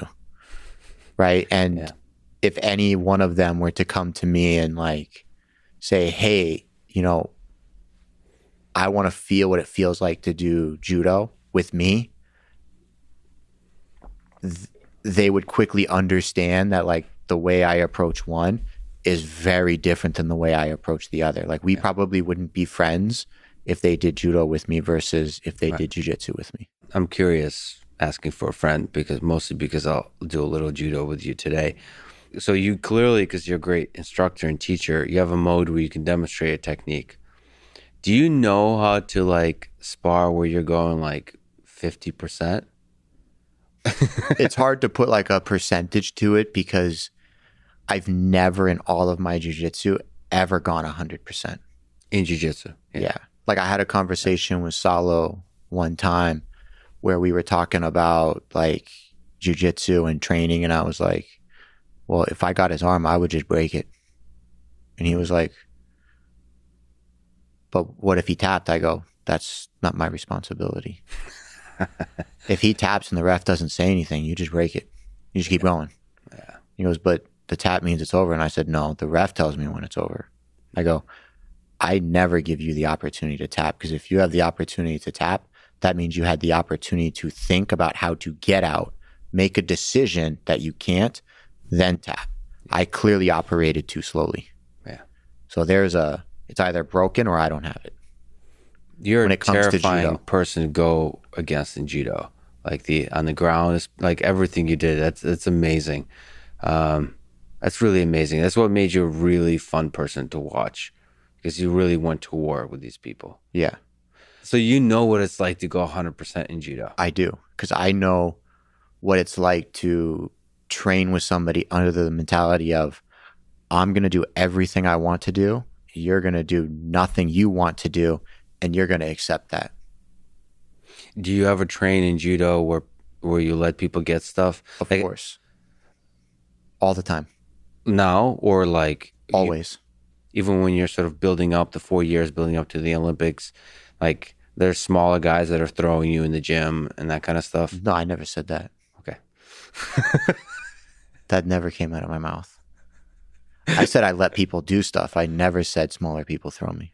Oh, you mean you let them get a grip, but then you'll position yourself in such a way that it's hopeless. Like the number one skill set that judo is going to teach you is the ability to give people false hope. Right? Because I'm really looking forward to the video we're going to shoot later today. Like I can let you take a grip. Yeah. I can let you think that there's opportunity, but what you don't understand is by the position and angle that I'm in, it's actually false hope. Yeah. Like as long as you don't know that it is, then now I'm free to operate and do what I want. See, I competed in judo against black belts where I would go in and it looks like I should be able to throw them, and then you just hit a wall. And then I also saw you destroy those black belts. Yeah. So there's levels to this. Yeah. It's the cliche thing of there's black belts and there's black belts. You're unique in this. There may be a couple other judoka in America, but you're really like unique. I then get to see people that really I felt like were 10x better than me. It just feels like that sometimes. I've learned it might not necessarily be true. It might only be just a little better, but I saw you destroy them. And it was like, holy shit. There's a thing in judo, right, where, imagine like you as like just an adult, right? And I hope people can like conceptualize this when they hear this, but imagine like you're a full grown adult, even male, female, it doesn't matter, but there's a little kid in front of you, like call him 5 or 6 years old, and he's acting out. Like do you think you have the physical capability of with one hand grabbing that person or that kid and making sure that they freeze? Like they feel like they're nervous and like they can't do anything. Right. When you fight a good judo player, when they grab you, that's what it feels like as an adult. Yeah. When people, even I've felt that from like certain players in Japan, like when they get a grip, I'm like, I've now lost the function of this limb. Yeah. That's a really good way to put it. I think I could potentially beat some of the people I've went against, but certain grips they took, it made me feel powerless. Yep. I was like, I didn't know this was possible. That kind of power was possible. And you don't even know where it originates from. Yeah. Because you're like, how does one person's hand do this where I can't use my whole arm? Yeah. Or like, I can't pick up my right foot because he's holding onto my right sleeve. Yeah. It was kind of, on a basic animalistic sense, kind of terrifying. It's, I mean, you don't want to, part of this is like ego, but you realize that there's a food chain and you're not at the top of it.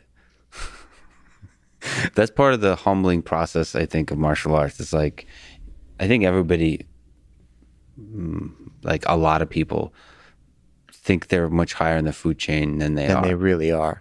And then when you realize, this is why it's a really healthy process for people that are not even competing in the Olympics to practice martial arts, because you realize, okay, that like putting yourself more accurately in the food chain is really good way to sort of place yourself in the rest of the world. It humbles you to the reality, the harshness of the world. Yeah.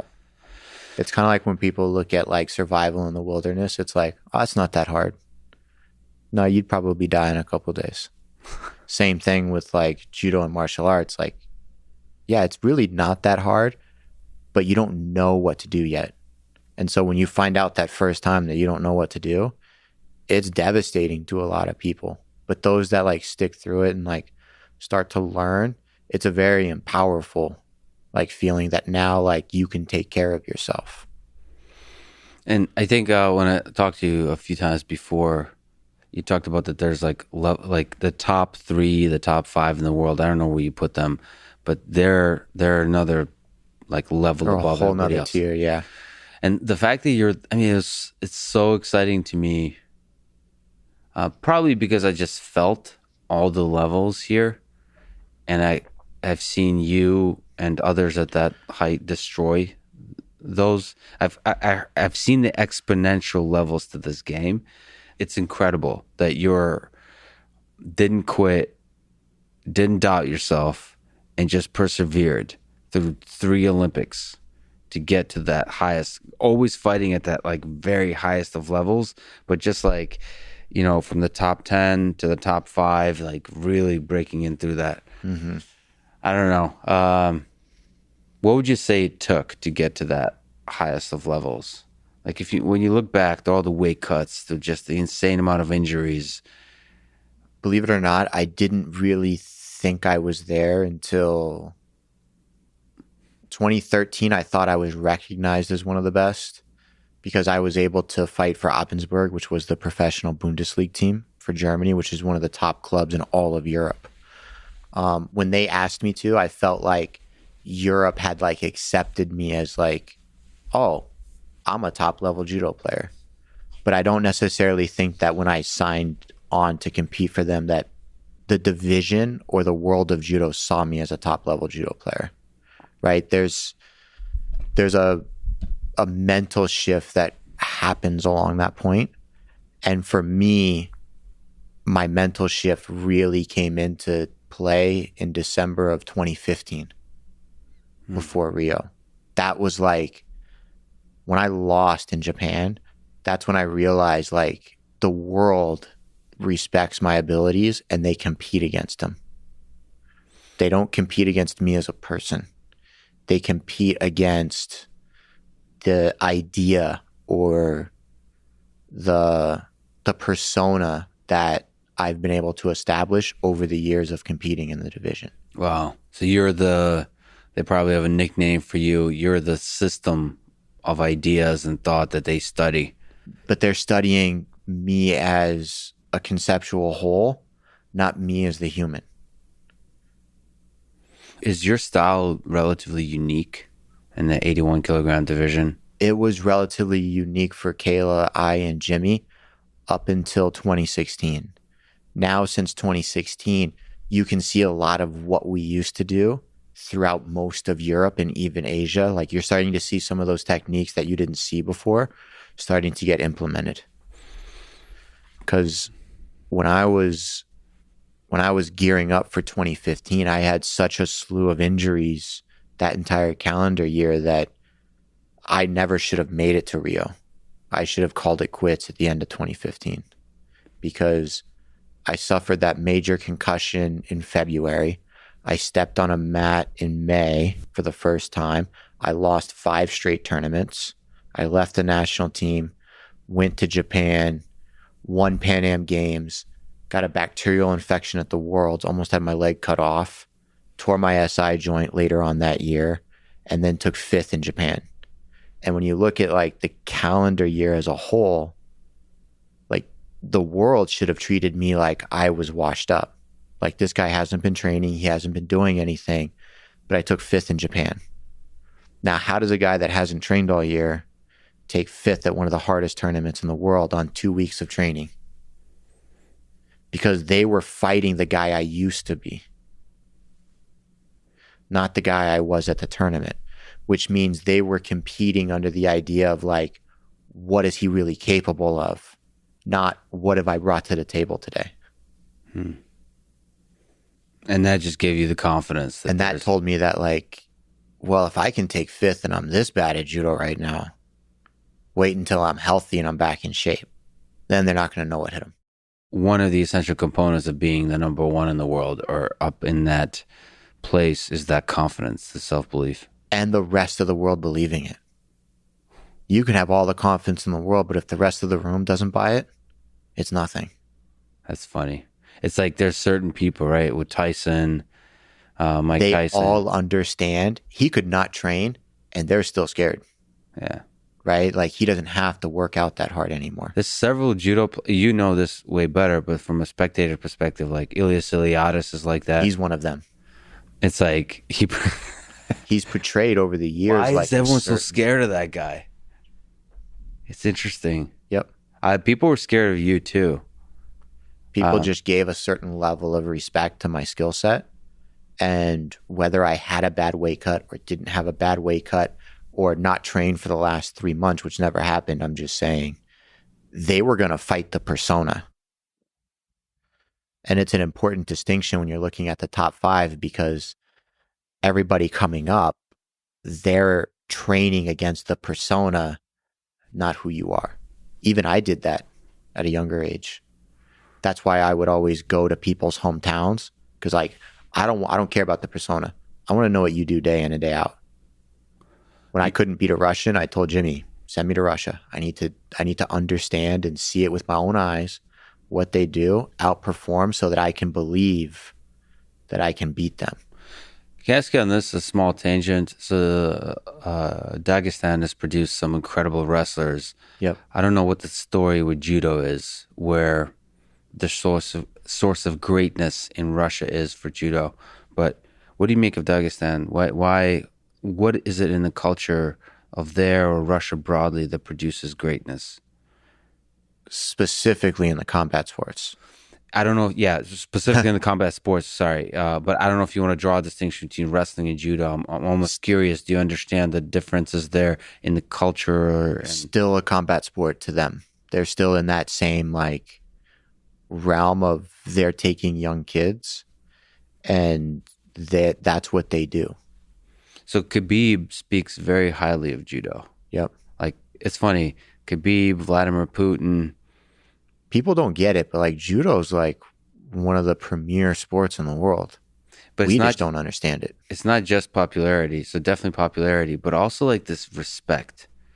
And there's a certain thing, which is why I really value judo internationally. You don't get this in the United States, but internationally, there's an understanding, like later in life, when you're a scientist meeting a businessman, when you both have done judo, there's this like nod of respect. Yeah. It's so interesting. There's very few sports like that. You know, basketball doesn't have, I mean, I don't know almost any sport like that. And it's fascinating. Wrestling has that in the U.S., but it's the U.S. only. The rest of the world doesn't do that. There's a few, like you could see that in like Iran or something like that. Yeah. They'll respect wrestling in that kind of way. Yeah, it's But judo on like a global scale is probably that only one, due to its like physicality and the hardships that you have to go through to reach that upper level. So why do you think Dagestan? Why do you think Khabib is as good as he is? Is this just the raw genetics of the human, or is there something about the system? The system. It's all has to do with the system. So they grow up around fighting in all forms. Yep. They're also, I mean, their technique is exceptionally good Because they grow up in it. They grow up in They don't understand anything else. So you don't have to, it's almost like you with the weight cutting. It's not like a big dramatic thing for them to fight. It's like, it's just part of life. Yes. And when you're, I don't want to say bred into it, but when you've done it for, you know, I want to say like 90% of your life, by the time like Khabib probably has, right from the time he could crawl, he's probably been grappling in some fashion thereof, right? You know, when you, as grapplers, like you can look at a wrestler and having never seen this person before and go, you wrestled. Yeah. Why is that? It's because he's probably wrestled since he was like 6. So the way he carries himself, the way his body is built, the way he grew into it was framed around wrestling, right? So the people in that culture are framed around fighting and grappling. You're right. It's like, first of all, philosophically, psychologically, but also just like the way you move your body. Yes. That means like when you're young, the people you admire move their body in a certain kind of way. And then genetically, it just, as they keep doing that, they're just going to get better and better every generation. Yeah. It's just going to keep improving because they just keep building into that system of turning them out. And part of it, there's like cultural stuff where, I mean, it's such an interesting approach to wrestling. I really want to travel to Dagestan and just talk to them because I happen to be able to speak Russian. Because there's less value for this kind of materialistic success that I think sometimes can get in the way of greatness. It seems like it makes coaching more difficult. It makes like following orders as an athlete more difficult. I don't know. We struggle with that in USA Judo. Yeah. Because you want more money, but then more money, if not applied correctly, can corrupt the system somehow. It can split people up. It's same thing with the prestige around certain medals over others, because athletes start chasing fame instead of development. Yeah. Yeah, that's, I mean, the Satir brothers are famous for this, like ignoring fame, ignoring all of this, like focus on the art itself. So it's not even the medals, exactly like you're saying, just the purity of like when you're in it. Yeah. And let everybody else figure out their stupid medals and money and all that. Because it comes. It comes, right? Exactly. It's a result. Yeah, exactly. Like it's not that you don't appreciate it, but you know that it comes if you focus on the art. There's a distinction when you're talking about your athletic career or really any endeavor, right?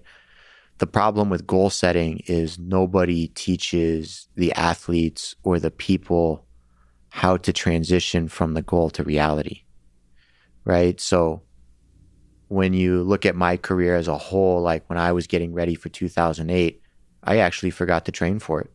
I was so happy at such a young age that I became an Olympian, that in and of itself was a goal that I thought had to be admired, had to be celebrated, that, you know, the games are right around the corner.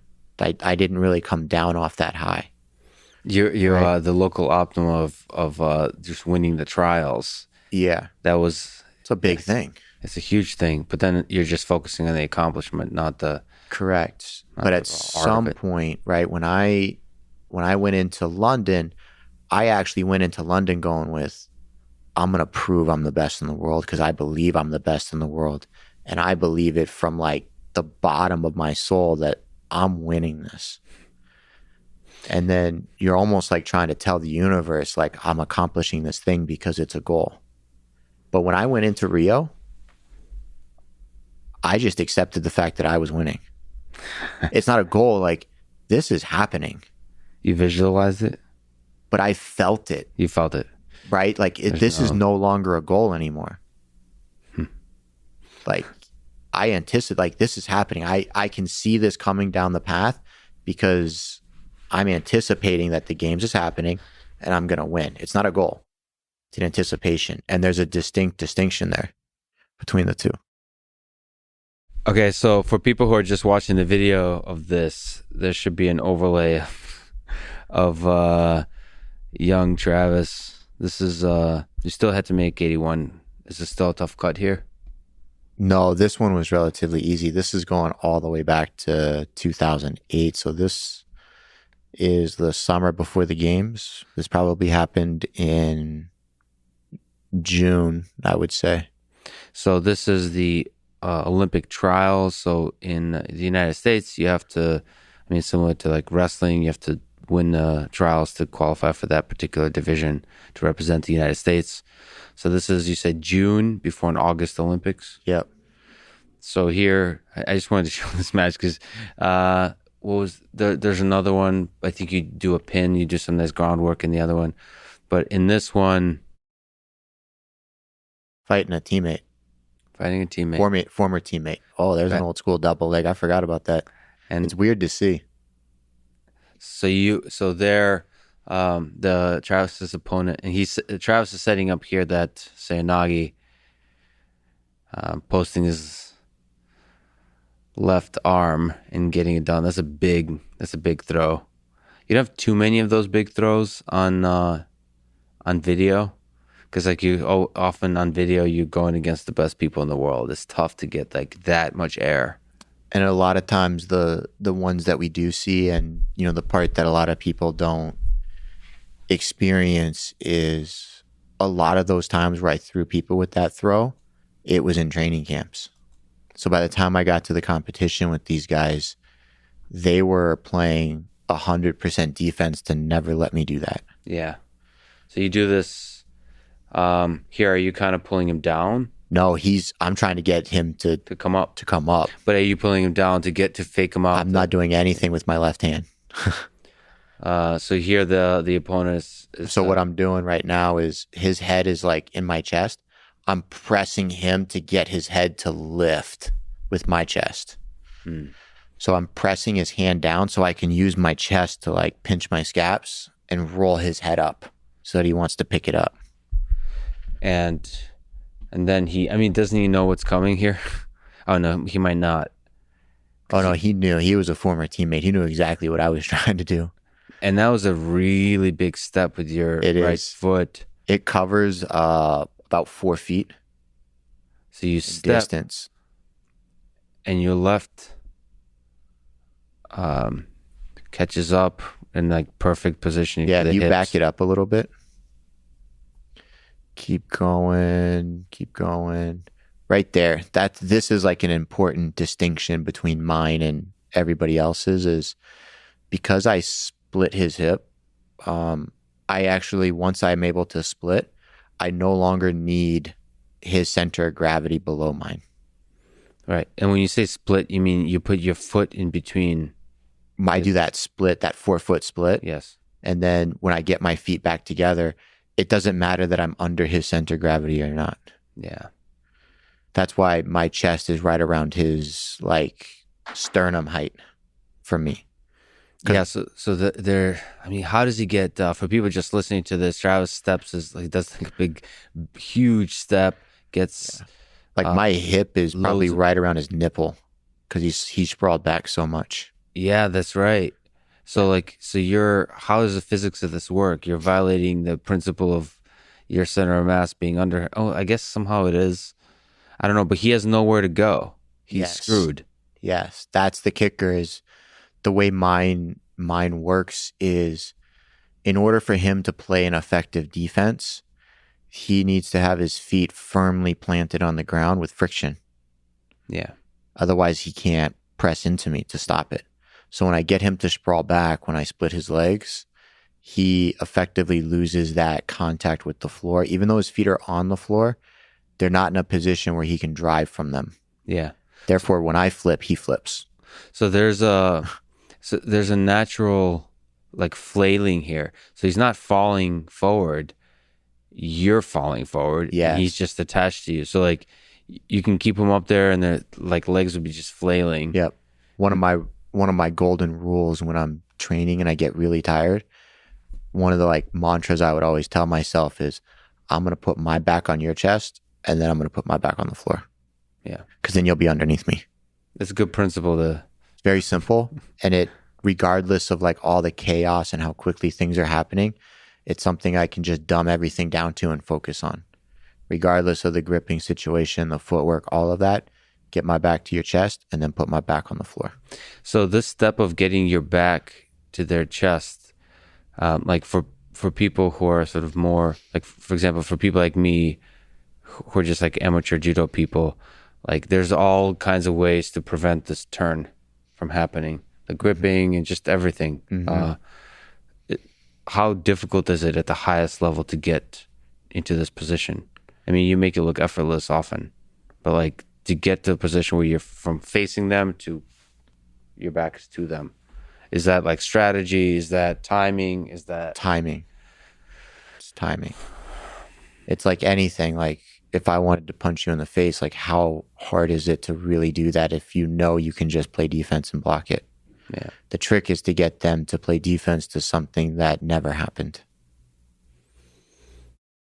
And then you go through like another way. And then you just go through what would technically be your first plan if you planned on them playing defense. So I set the stage from the very beginning for this to work. So then this, you're celebrating here. It's a huge sort of, once a big accomplishment, big relief to qualify for the Olympics. Mm-hmm. And then you go into the Olympics, and this is where I first saw judo, and I kind of thought of them as the same as judo and jiu-jitsu. And I was really impressed by your performance in that Olympics. The footage nowhere to be found these days, but at that time, I think you could watch it live on NBC Olympics or somewhere like that. And I remember watching several of your matches. One of them was the match against Ole Bischoff, the German. And I remember it'd be nice if you can talk to that match because I don't remember it. All I remember is being frustrated. Yep. By him not letting you play judo. Yeah. So obviously you faced him again 4 years later, and there's a lot of frustration there as well. But I remember being extra frustrated in 2008. Yep. What was that match like? So he might have been number one in the world at the time or up there? He was up there for sure, especially going into 2008. He was really high up there. Yeah. And did he win gold at that Olympics? Yes. Yeah. Because he silvered in London. It was the same Olympic final both in 2008 and London. Yeah. Okay, so you're facing him there.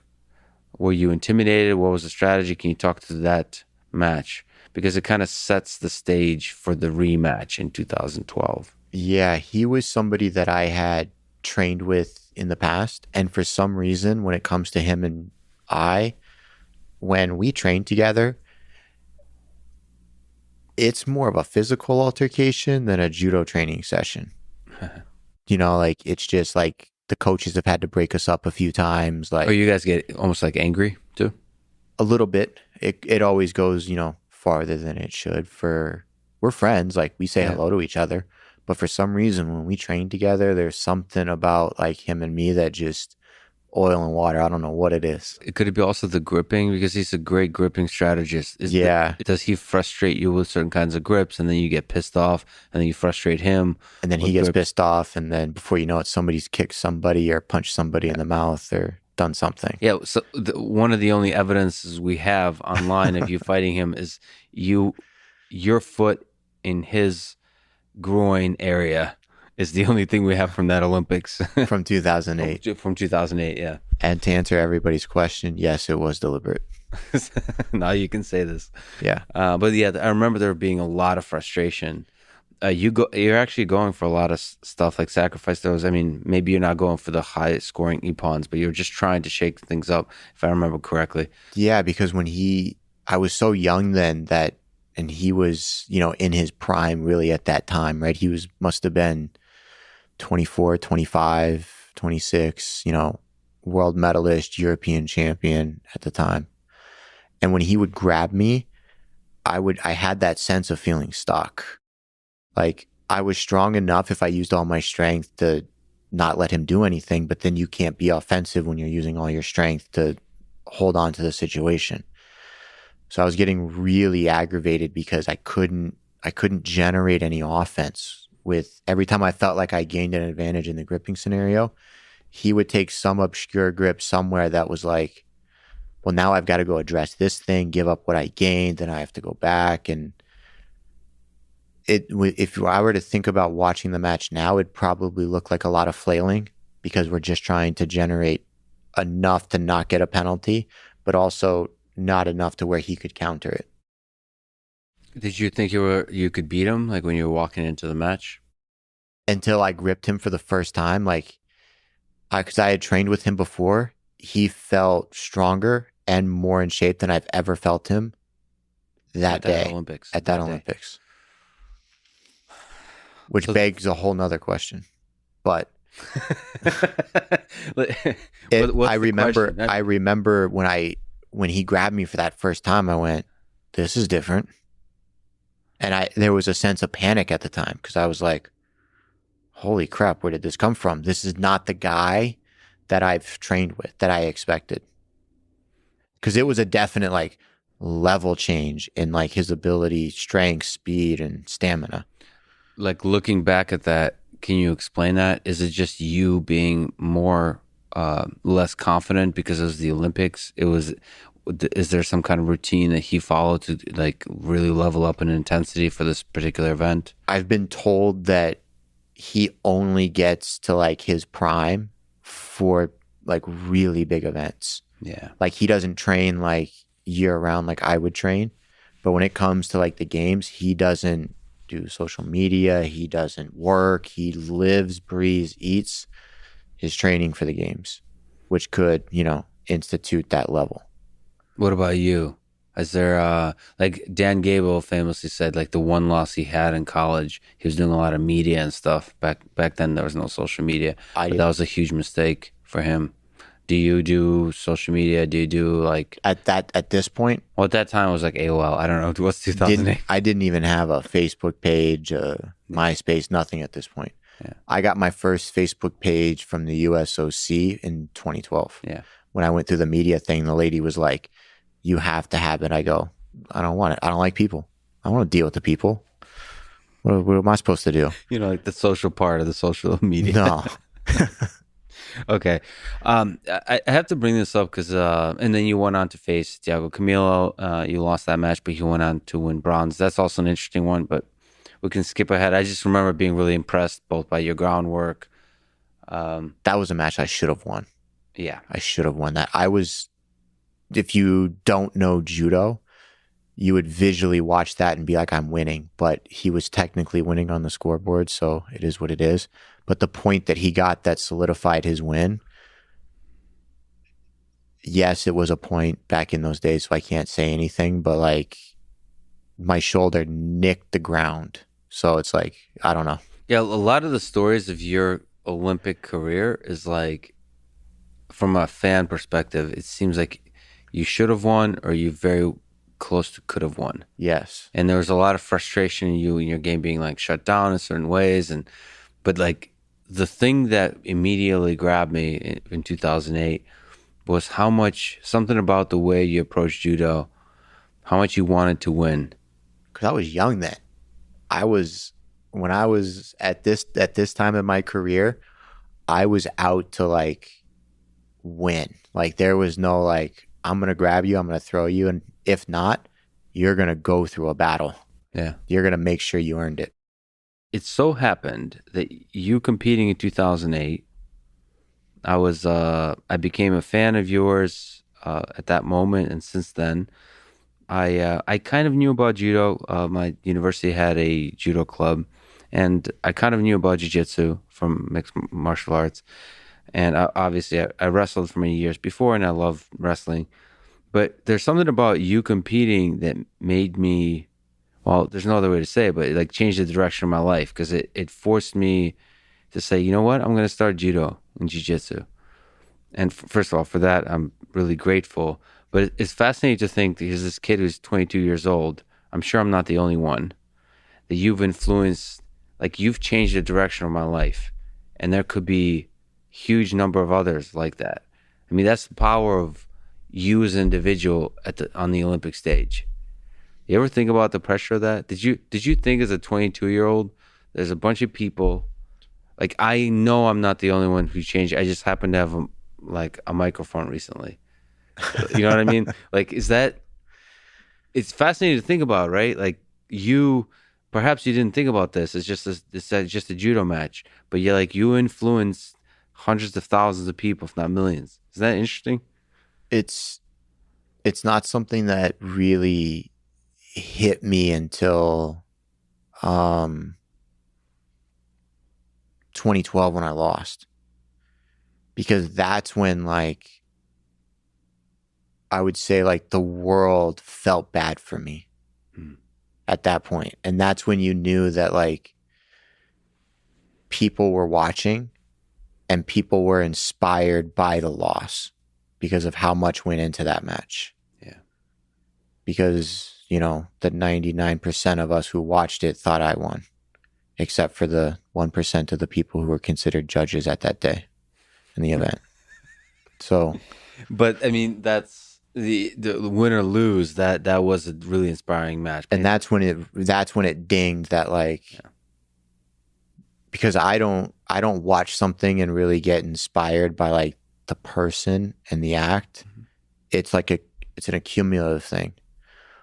But for a lot of people, when they watch how much goes into it, and then when I broke down on the match, the amount of suffering that happens when you lose a match like that, and then, really coming back and winning in Rio, there's a trend of people who were inspired that knew about London. And then when they found out I won in Rio, that's when people in droves felt like they could overcome their own personal obstacles to still achieve something because they've witnessed somebody who's fallen and gotten back up. Yeah. But it's not something that you think about on the day. It's when you look back and you go, oh, cause and effect. I wonder if you can comment on that. I'm trying to realize and live up to the fact that there's young people that come up to me, and I'm starting to realize certain words I say will have a long lasting impact on them. Yep. Because you say it as you don't even, it doesn't just, yeah. The whim. Some of them might come back 30 years later, and a word I said was the reason they quit a thing and started the new thing that led them to become their true self, to find success, all that kind of stuff.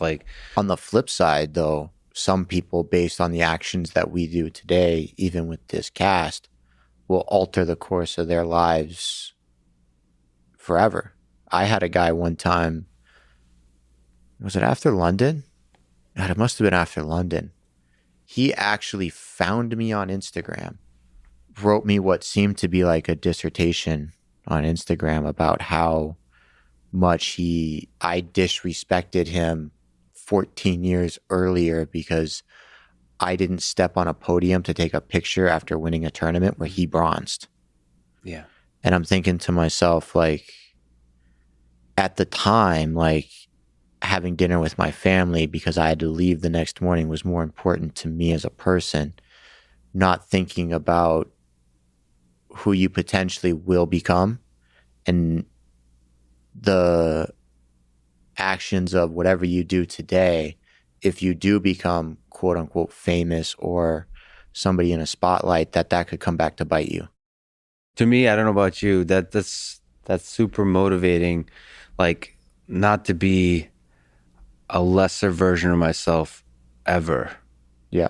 Just be on top of your game, whatever that game is. Be on top of your game when you're interacting with people and when you're just in your own private life.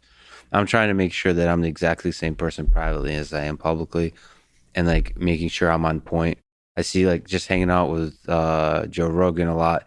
I see how he's, first of all, the exact same person, and second, he like walks around and there's like a huge number of fans and he'll just take pictures and like it's very cool and it's very cognizant of like certain words he says, especially young people, like they're going to take that and that's going to be a memory for them for a couple of years. That might be influential for the rest of their life. So it's, I don't know, that's a cool responsibility, not to fuck it up.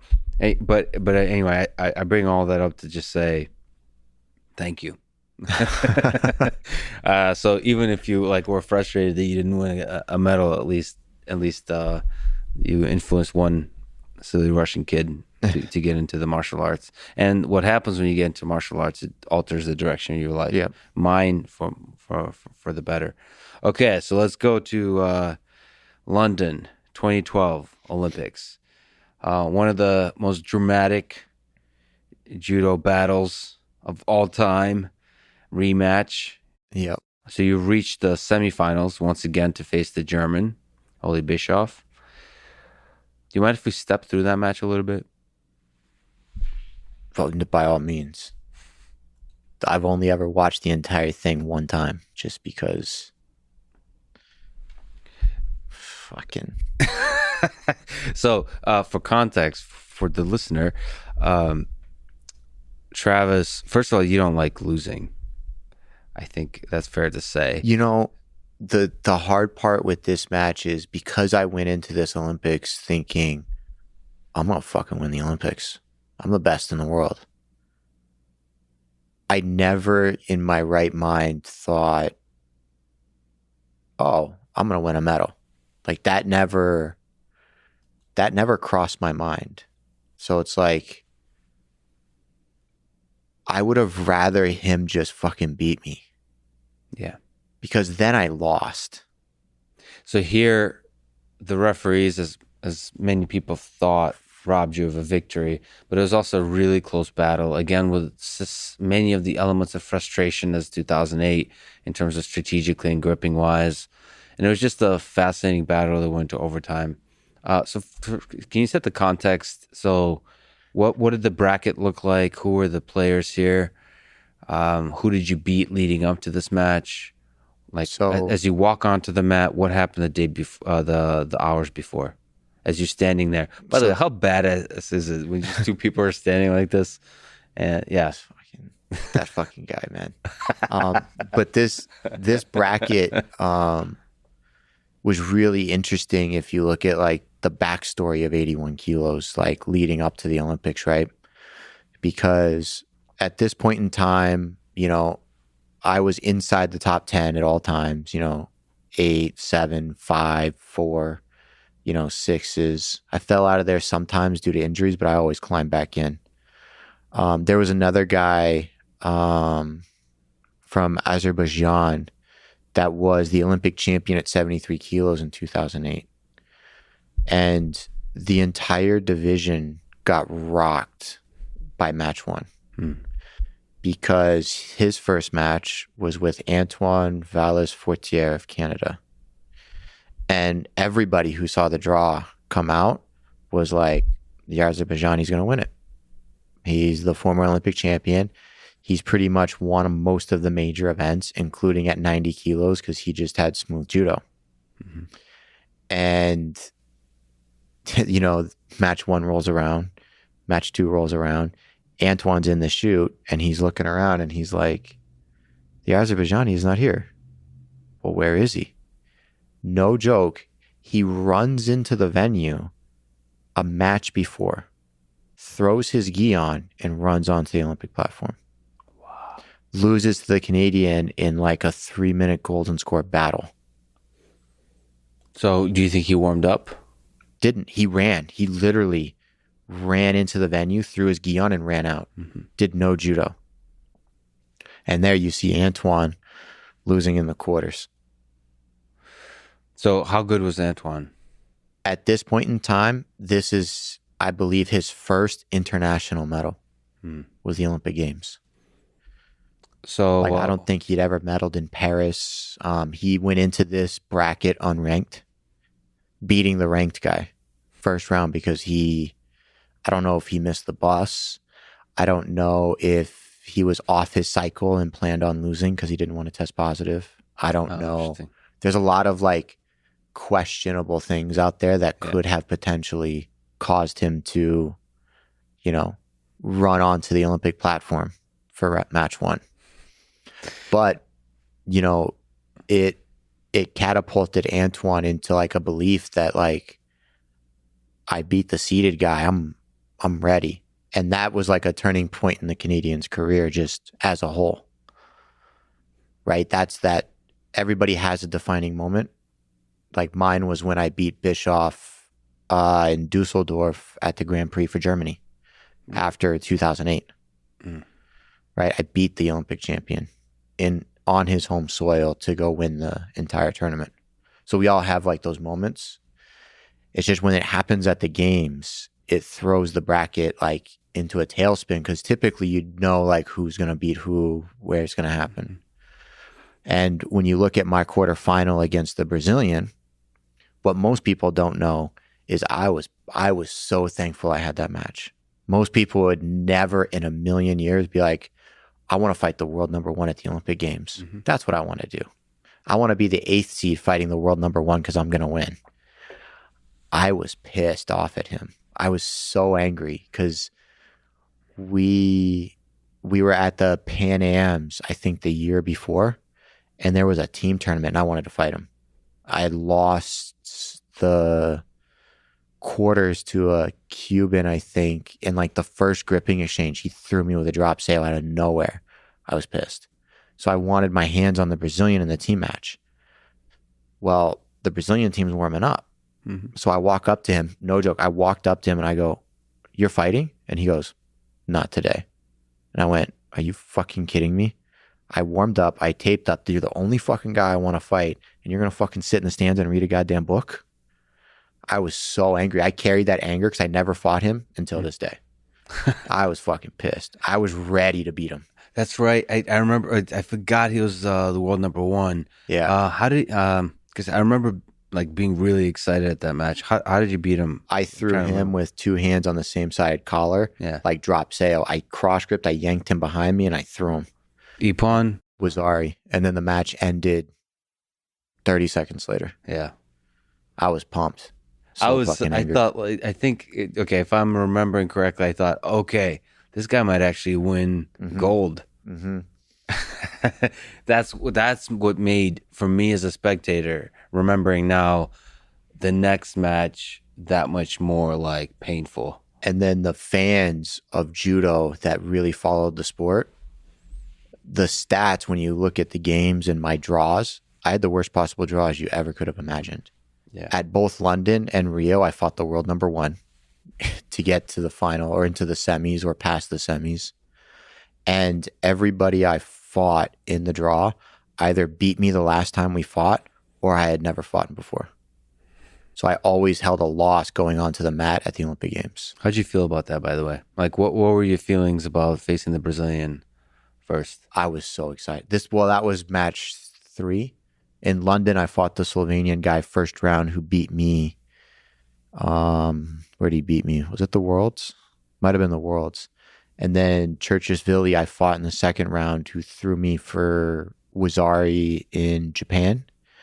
And then Leandro, who I don't think I ever fought, who was world number 1, that avoided fighting me at the team tournament. But, I mean, every single Olympics you've fought in, you really stepped up. It's the only tournament I've ever prepped for. Mentally and physically and just the whole thing. Yeah. We never trained through this tournament like we did for the others. Or I would go into it injured.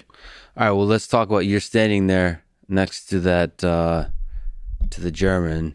He looked always smaller than you, but you said like strong. Yeah. So what are you feeling now with Jimmy Pedro behind you? I was fucking ready to take his head off. Did you have an idea of what you're going to do? Did you you're thinking of winning by Ippon? Were you thinking like going for big throws, take him in deep waters, grip him, or what were you thinking? We were about to have a battle and I wasn't going to throw him until he broke mentally. Okay. There was no like, oh, this is going to be a clean throw. That was never the thought process. So here, there's going to be a lot of gripping. So Yep. we're seeing a shit ton of gripping. And right here, he throws it. Bang. Close-fisted. You got a lot of adrenaline. You seem calm. I'm pissed. You're pissed. Like, You don't are you look serious? pissed. You just look like... I'm looking at the ref like, because he keeps telling me to get up. I'm like, I have blood running down my face. I go, Here, See? there's blood. see? And he's like, oh yeah, go fix it. And that's on your eyebrow somewhere? Yeah, he split it just underneath it. So you split your eyebrow, and so in judo, they're allergic to blood, probably for a good reason, so now you have to try to figure out how to tape that up, Yeah. which already sets up one of the most badass looks in judo history. First 15 seconds. Yeah. Busted my eye open. Was that getting in the way of your eyesight at all, or no? No. Damn, he looks good at gripping. How difficult is it to get a grip on that guy? Very. Like- See, like I'm struggling just to get my hand in the collar, and he wasn't even blocking it. Is he being caged? Yeah. Remember, like, is he interested in offense? Nope. He's a very cagey, methodical player. Like he never opens himself up. Yeah. There you go. You grab the leg as part of a combination. Yep. And people have told me that he's actually very good at throwing people. He just Yes. doesn't. But he just doesn't show it at these. Nope. Because he doesn't care how he wins. He cares that he wins, Yeah. which makes him very difficult to beat. Because he knows when you've strategized to do that, where you look at the rule set and you develop a plan to get through the matches, then you've really got to figure out a way to get that person off that game plan. Whether you get ahead by a penalty or something. Right there. Like, he wouldn't give me the sleeve, so I grabbed all of his fingers.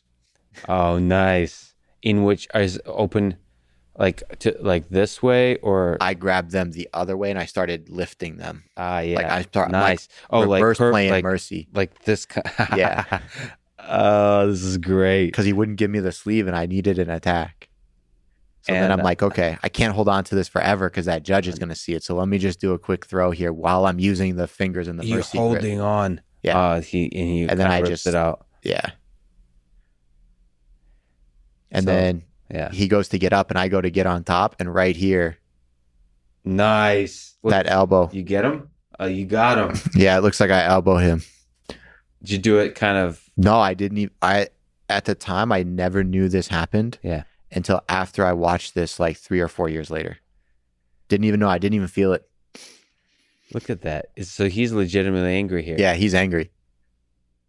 And of course, you can't move. Why would Look you at move? this. Look at this. This moment right there is gold. If you're not watching this on video, you're missing out. You never get this in judo. No. I don't know if that's ever happened, That little face off. especially on a stage like this. The ref is. And then he brings us in to like talk to us and he's like, hey, we're good, right? Like you guys aren't about to do what I think you're about to do. You put up And your he's hand. like, hey, shake hands again. Because the first time we did it, that wasn't good enough. Well, you got to do it again. The heartbreaking part about this and why the IJF switched it to an unlimited golden score, because we fought 5 minutes through the entire normal part of the match. And then we did the entire overtime period of 3 minutes. Not one penalty was given.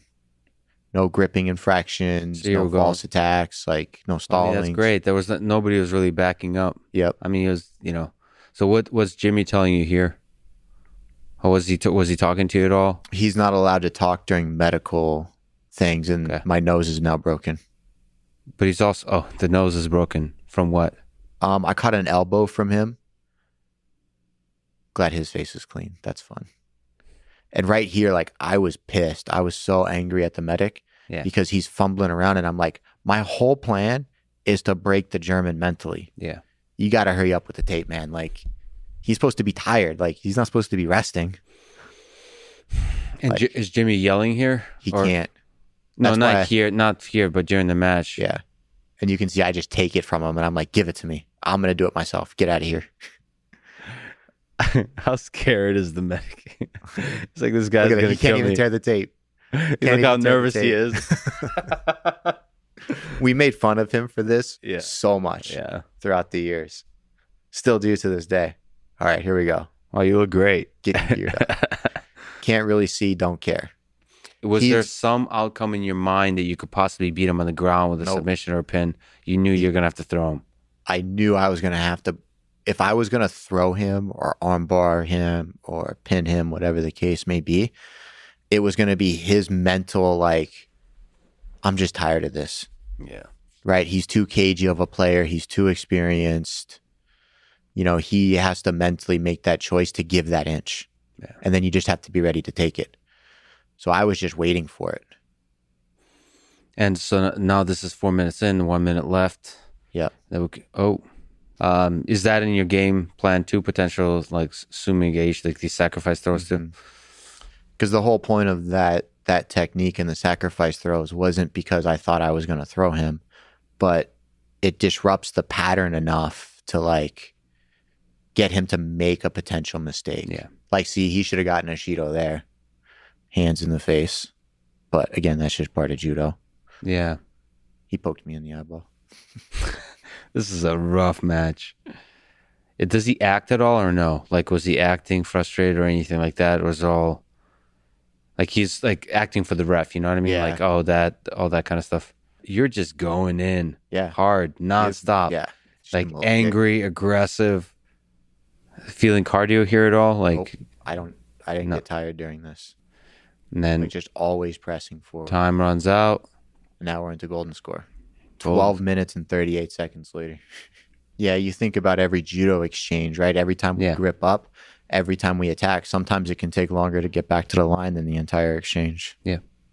So the more aggression, the more exchanges you have, Yep. the longer the time stretches. Then here, the 6 seconds left in golden score. Your tape is now Like a pinkish yellow and color. red Yeah. with sweat and blood, literally, and time is out. Now, what are you thinking here? Do you think you won the match? I thought I won the match a minute ago. I remember thinking to myself, like, if this goes to the flags, I won. No doubt in my mind. Because I felt like the whole time, like I was going to him. Yeah. Right? He was never coming at me. Yeah, that's the way it felt. I mean, like that's the way it felt, body language wise, just the intensity, how fast you're moving towards him. You're constantly going for throws. Now, if you want to rewind that, we can talk about the whole, because it's a part of this clip. So wait a minute. They all went blue. They all So- did. So in judo, there's 3 referees, 2 on the side, 1 in the center, and they all vote on And now one. let's pause it right there. Now, the way this is supposed to work, they raise their flags, they do like a 1-2 count, and then on 3, they all raise it together. Yeah. Now, as a little pretext to this entire match, up until this point, not one match at the Olympic Games has ever been a split decision. Meaning, out of 3 people, not one of them voted against the other group members. So they were all unified blue or all unified white, Yeah. right? Which is statistically difficult to imagine. Yes. It's almost like they had a referee meeting and said it's better for the Olympics. To never have a split. Yeah. Okay. So the question becomes, if you had clicked that frame by frame, right?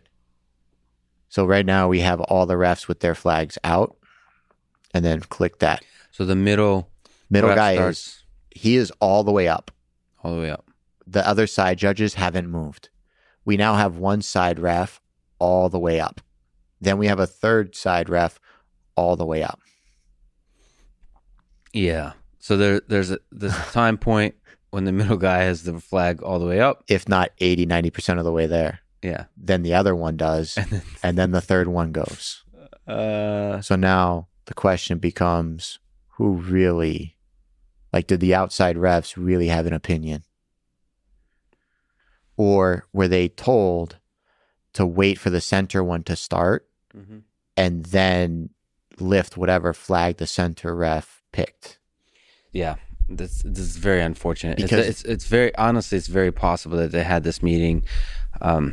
This is the problem with the Olympics. They sometimes it's also the problem in the Soviet Union with communism. You think the committee knows what's good for the people and so on, so they decide universally as opposed to letting the magic of the Olympics be what it is. But nevertheless, in this case, the center ref decided blue. Like, what do you think?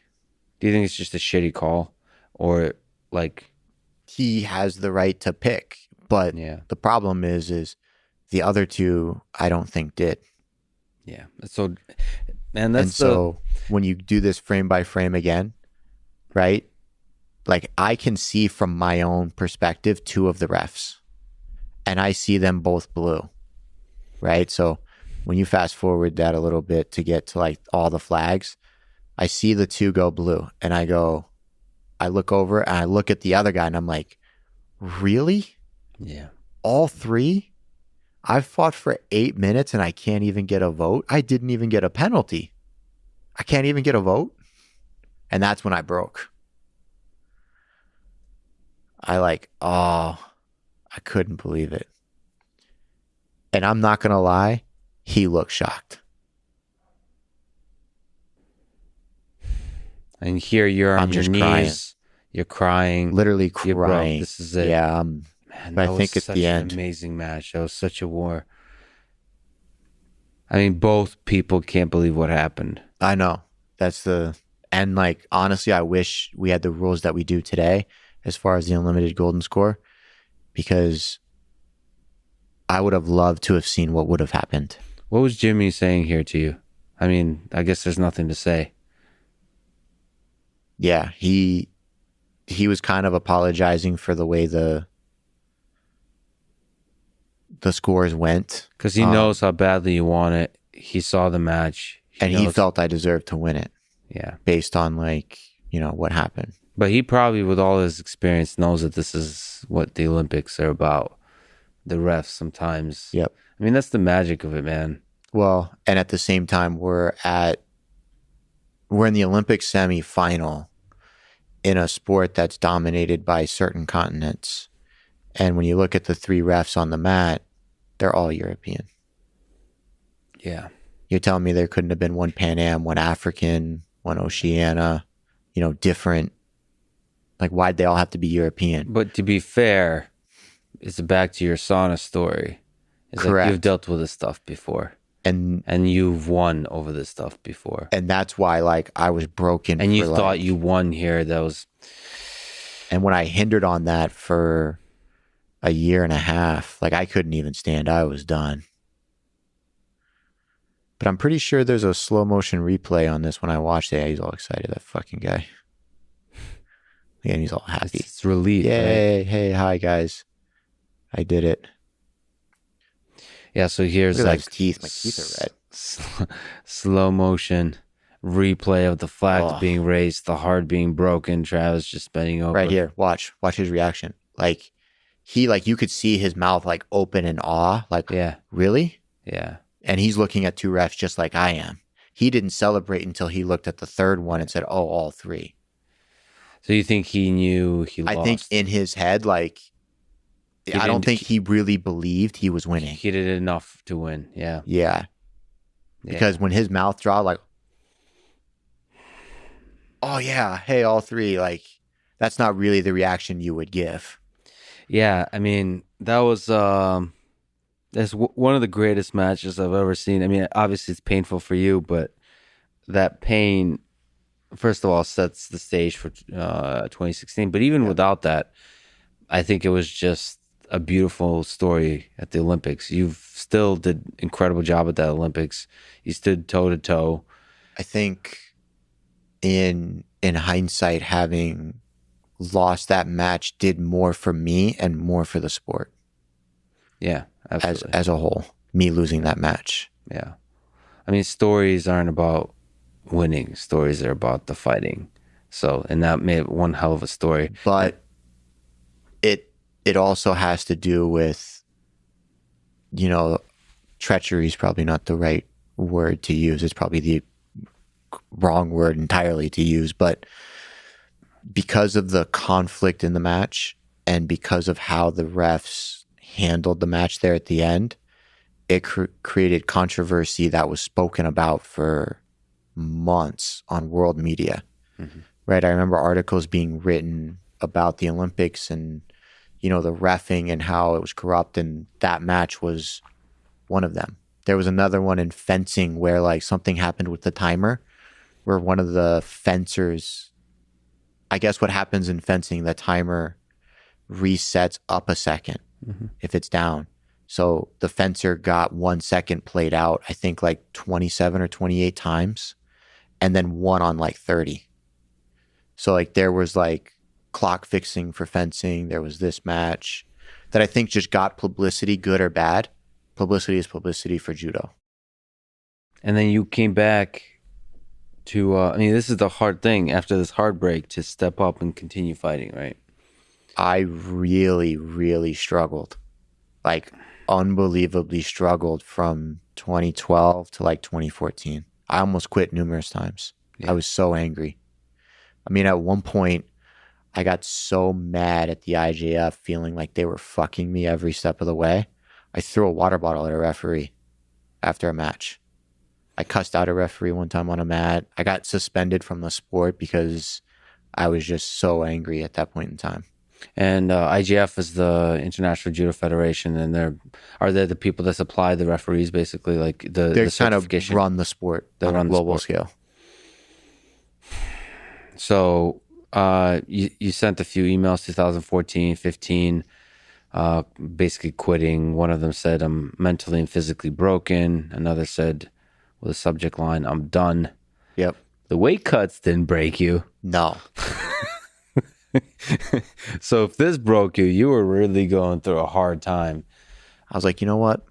We're just going to like dumb it down a little bit and get some wins under our belt. I'm going to go to a World Cup, which is like 3 stages down or 4 stages down from like the Olympic Games. Like this should be like a cakewalk. Like making the final of a World Cup should be a walk in the park. I show up. I barely beat a 16-year-old kid. Yeah. Barely. Then I got smoked in the second round. I got thrown 3 times. I was like, I'm fucking done. They changed all the fucking rules. They fucked me out of the Olympics. Like, what am I supposed to do? And it was at that moment when I wrote the email where I remember sitting at a bar. I don't drink, by the way, but I was sitting at a bar at the hotel sending this email. And I got a response back from Jimmy, and he goes, well, just stay for the training camp, go to Germany, and then whatever happens, don't worry about it. We'll talk when you get home. I was like, fuck that. Fuck these people. Fuck the rules. I don't fucking care anymore. I'm just going to do judo the way I want to do judo. If I fucking get shidoed out, fuck them. That was my response. Can you become an Olympic champion? Can you become an Olympic medalist with that kind of thinking, you think, or no? Was that's counterproductive? Yeah. Okay. Just checking, because maybe that's also liberating. The expectation was no longer that Travis is going to win this tournament. The expectation was Travis is going to come home and be fucking pissed off, and we're going to have to figure out how to manage a pissed off person that's trying to quit that shouldn't be quitting. And did people still believe that you can be a medalist again? Yeah. Like, who believed that? Jimmy believed it. The team managers believed it. Some of my teammates still believed it. My training partners still did. But they're not the ones that are cutting the weight, flying around, feeling like, all of your judo is now null and void, right? Because at this point, they took away leg grabs entirely. You couldn't break a grip with 2 hands, right? The meta of judo has changed again, right? So I got fucked out of it. They took away how I did judo again, and now it just got more difficult. So when I'm sitting in the hotel and I'm sending this email, I remember being at the training camp, like, I was like, I don't even fucking care what the rules are. I'm just going to fucking throw people. I don't even care if I'm cheating. Doesn't matter to me. I'll just play stupid. Yeah. Right? So I just started going back and doing judo without the leg grabs, but with all the same gripping that I was doing beforehand. And then when I got to Germany, I was like, I don't fucking care. I was like, if I got to cheat to win, then I got to fucking cheat to win. If I get Shidoed out, like, then I get Shidoed out. And I won Germany. Which event in Germany? The German Grand Prix, which German was Grand Prix. Yeah. a week after losing the World Cup, because I was trying to do judo around the new rule set. I wasn't just trying to do judo, right? Because when you get to the highest level, your game tends to morph around, what can or cannot get away with. Mm-hmm. I was more focused on trying to figure out what I can and can't get away with, and I stopped actively doing judo. Right. Once I said, fuck whatever the rule changes are, I'm just going to keep doing judo the way I know how to do judo, and if I get a penalty, then so be it. And so that win, that started the road back? The road back, yeah. Because now it's like, I don't care if you penalize me or not, because I'm going to throw that guy anyways. I'm going to beat him anyways. And if I get a Shido for doing something wrong, then I'll just stop doing that one thing and just keep doing all the other things that they told me I probably shouldn't be doing, but they're not calling me on it, so I'm just going to keep doing it. Well, you found yourself at the 2016 Olympics. Was that ever a doubt, by the way, after 2014 in Germany? I had a lot of doubt after the concussion in 2015. I remember when I first came back after 4 months of nothingness, that like even trying to like train, the room would start to like tilt-a-whirl on me. And then when I finally got over that and I could start doing things again, I stepped on the mat for the Pan Ams and I was like, drowning's not the right word, but like everything was being done in such a slow motion. Like I had sandbags everywhere that like I just couldn't keep up. Like mental fog. Yeah, like I remember fighting the Brazilian in the semifinal of Pan Ams. I was halfway through this match and I'm just like, eyes roll up. I'm like, I'm just gonna fucking wing it. And I just fucking winged it and I got countered and thrown free pwn. And I was like, I don't even know what to do. And I couldn't even think clearly. And that's when I was like, I may not come back. Yeah. You don't have control over how to come back from this. It's like, it's just your mind and Yeah, it's not, like not operating. It's not there. Correctly. It's not like I can like, oh, my right hand's not working because it's fractured. Let me figure out a way I cannot use that. Like when your mind's not working, like it's the one thing you need. Yeah. Like you got to have it. So I can work through anything else. I needed that though. And so how did you come back from that time? That's when I wrote another email and I was like, I'm fucking off Team USA. I'm all done with USA Judo. I'm done with the tour. I was like, I quit. I'm going to go do my own thing. And they were like, whoa. Can't quit now. The Olympics is in like a year. Like, let's talk about this again because it's the second time I've tried to quit in like 2 years. Right? So then we sit down in Jimmy's office and he's like, whoa. You can't quit. You're going to kick yourself if you don't go to Rio. I'm telling you right now, don't do that to yourself.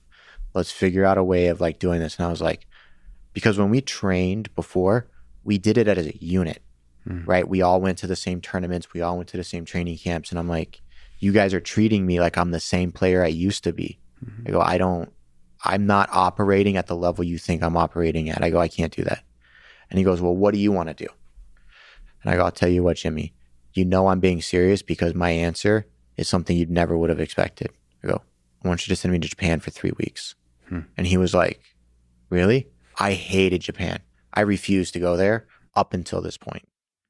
But I was like, I have to get to a point where I can get so tired and get through it that like my judo will come back and my body will learn again. And when you say Japan, do you mean the Kodokan? Like what's Tokai? Is that the highest level of judo? It's one of the top colleges in the world, yeah. And that's so you can go with the best people in the world. You can go to war with them. Top level, like strong players. Yeah, there's a lot of very strong players. There's a lot of middle class players. And there's a lot of volume of rounds. So you value all of it, the middle class too, because when you're tired, like you can't just train in areas where you're battling for every inch. At some point, you have to be successful. Right, so you still under duress and under strain and through exhaustion, you still have to have the ability to score. Yeah. Well, if you're training with the best people in the world all the time, you're not always going to be able to score. Right. So you still need those B-level players in order to really develop again. What is it like, if you can comment briefly on training in Japan? What's it like to go into a different place? You probably don't speak the language that well. Like, is there an isolation aspect to it? Is it like purely about judo now? I really wanted to be isolated, no training partners, no coaches. I wanted to get back to my roots and just learn how to fight again. I don't want to figure out how to beat the German. I don't want to figure out how I can develop a new entry into my seo against, whoever it may be. It's not. You just want to fight hard. I just want to fight. Let me get back to fighting. Let me get back to like the root of who I am. What were those sessions like? What were we talking about? 5-minute rounds? Like what? How many? 6-minute rounds, 30-minute breaks, 14 rounds a session. Sorry, what's the 30-minute break? 30-second break. 30-second break. 30-second break. Sorry, what? 14? 14 rounds. 14 rounds. Every day. Every day. 5 days a week, and then 11 or 12 rounds on Saturday.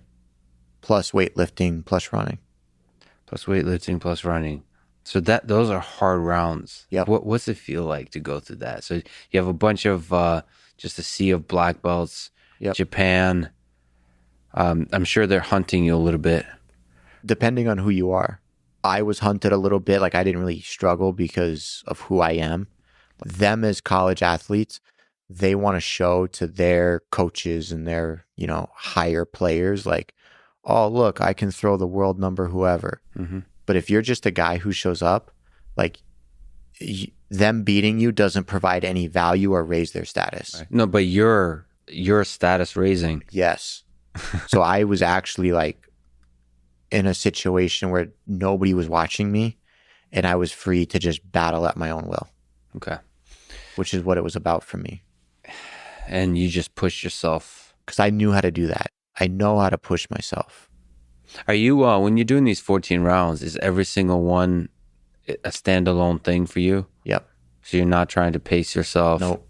It's just each one is to as much exhaustion as I can get. But then there must be ones where like it's like round 9 where you got nothing left. Better figure out how to score. That's all you got to do. You got to survive and you got to score. What's your memories of those 3 weeks? What stands out to you? It seems like, because that's the place where you found the silver medal. Yep. Because it's the place most people don't want to be. Everybody's comfortable. I would rather find out who I am and what I'm made of and find those endpoints. And if I can't find them, then that means everybody else has given up before me.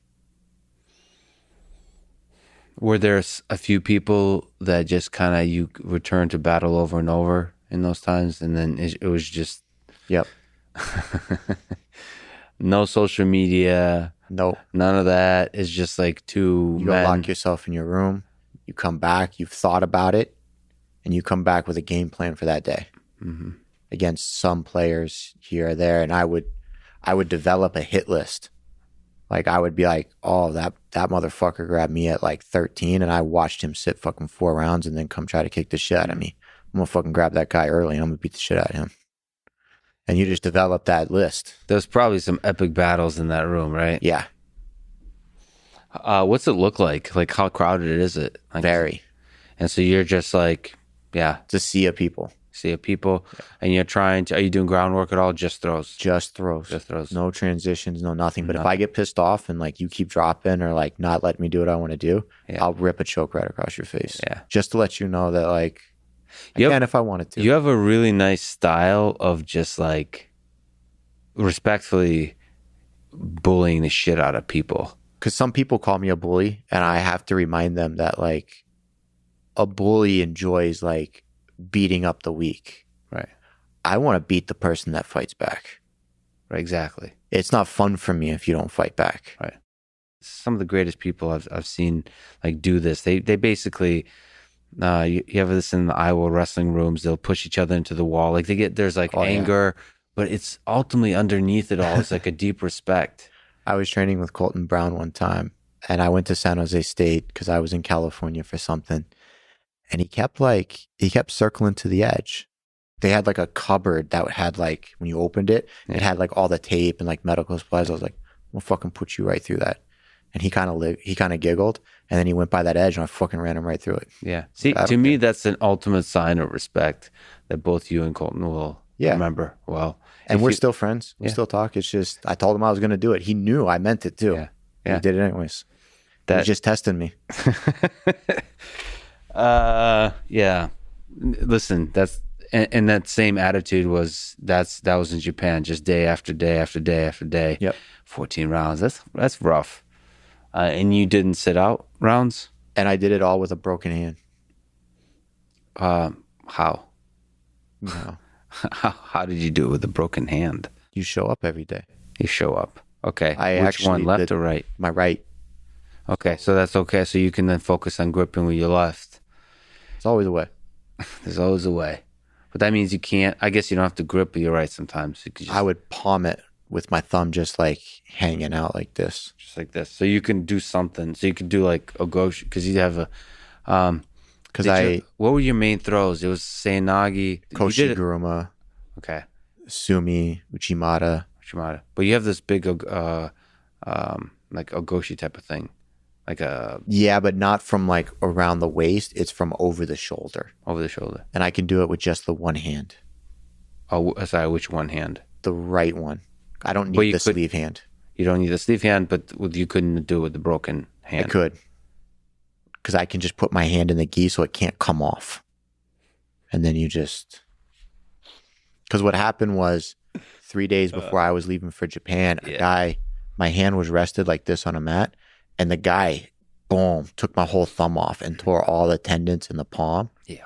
So when I went to the doctor, he was like, we have to put a cast on it. And I go, I'm leaving in 3 days. Yeah. You're not putting a cast on it. And I go, this is what I want you to do. Just like this. And I said, I want you to build a cast that holds it, that Velcros around so that when I'm not training, I can wear it. Yeah. But then when I'm training, I'll take it off and then I'll put the tape on it. And then whatever happens, happens. Whatever happens, happens. All right. So that's epic. And that led you to the 2016 Olympics in Rio. Well, that led me to winning Pan Am gold when I got back from Japan, and then almost getting my leg cut off in 2015. That was like, I don't know, maybe a month or two later. I was hospitalized for 7 days. The leg being cut off for what? I had 3 different types of bacterial infections in my right leg. My whole leg swelled. And it was in my blood, skin, and in my bone, in my right leg. So I got stuck at MGH in a hospital for 7 days until they figured out what the bacteria source was. Where was the source of the infection? Is in my knee. In the knee? Yeah. Okay. So obviously there's a danger of like, that's life-threatening. Yep. So when I went into the emergency room, when I got back from the Worlds, the lady was like, hey, you need to call who you're going to call because you may lose your leg tonight. Yeah. And then they put me in the hospital. What are you thinking this whole time? Are you still thinking about Olympics? They put me into the room like 4 hours later. The doctor came in. I was at MGH in Boston. And he was like, you have a serious infection in your leg? He's like, we have to keep you hospitalized until we can figure out what it is. And I was like, buddy, I have the Olympic Games in less than a year. I don't give a fuck what it is. Just fucking take it out and let me get on with my day. He goes, we can't do that. I'm like, I don't understand. You told me it's infected. Just cut away that part of the tissue, drain it, do whatever you got to do, and then send me on my way. He's like, it doesn't work like that. He said, until we figure out what it is, we can't figure out how to stop it from growing or how far it spread. So it took them 7 days to figure out what it was. Then once they figured out what it was, I went in for surgery to remove it. Then I spent, I think it was 8 weeks in home care with a PICC line. And then I came back from that. In the first week and a half of judo, I tore my SI joint trying to throw a guy. And then I came back from that about a month later, and then 5th at the Kano Cup. And then the games 6 months later. How quickly do doctors understand who they're dealing with? Like, is that difficult for you to explain who Travis Stevens is when you go to visit a doctor? I don't think they understand, their role is to get me to do my job to the best of their ability as a doctor. Right. Meaning it's going to be less than what they want. And they struggle conceptually with like, but the textbook tells me this. And I go, but I'm not a textbook. Right? Like when you go to physical therapy, the first thing they do is they pull out that binder that says, day 1, we do this exercise. Mm-hmm. I go, but I have my own goals. Yeah. Your job is to help me meet my goal. Let's work a plan to do that, or I got to go find somebody else. Did doctors in general, people outside of your close-knit group step up? If they didn't, I found somebody else. And typically I could find a person who knew the right person. I always wonder with people, like, because I'm constantly surrounded by, one of the biggest problems in my life has been, there's a lot of people in my life who love me very much, but who want me to the equivalent of that situation. Definitely don't go to the Olympics, and definitely it seems like the world is full of people that want you to be average and happy, Yes. which is great, which is fine. I mean, perhaps that's the way it should be. Like, my parents, people close to you, that's how love manifests itself often in people. But then, like, I think the ultimate manifestation of love is understanding who this person is. Here's a madman who's driven towards a particular thing. And the best thing for you to do is not to say, like, rest. It's to say, work harder. Like, fuck your infection. Yeah. You should be training. Yeah. Have you ever met anybody as crazy as you that can help you? Most of us who get to this point get there because we're all a little unstable. Yeah. Even my wife, Galita, right? Like when she was getting ready for 2016, or when she was getting ready for 2020, because she moved to Boston to be a coach, she had a neck problem, right? And at some point in time, it's like, what's really important? Day-to-day life or judo? And believe it or not, the doctor in Canada was like, I am never, under any circumstances, doing an MRI of your neck again. That's what she told her. She goes, if you have me do an MRI, you're not doing judo again. So just know, if you hurt your neck and it requires an MRI, you're done with judo forever. Yeah. So decide if you want to do judo or not. That was a conversation we actually had to have. That's a cool thing for a doctor to say. I mean, it depends how badass they sound when they say it.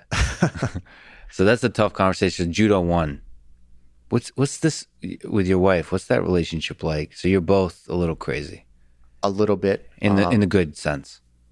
Or from my perspective, in a good sense. Yeah. It's just we understand that when you set a goal to do something, you're not signing on for the good. Yeah. You're signing on for the bad.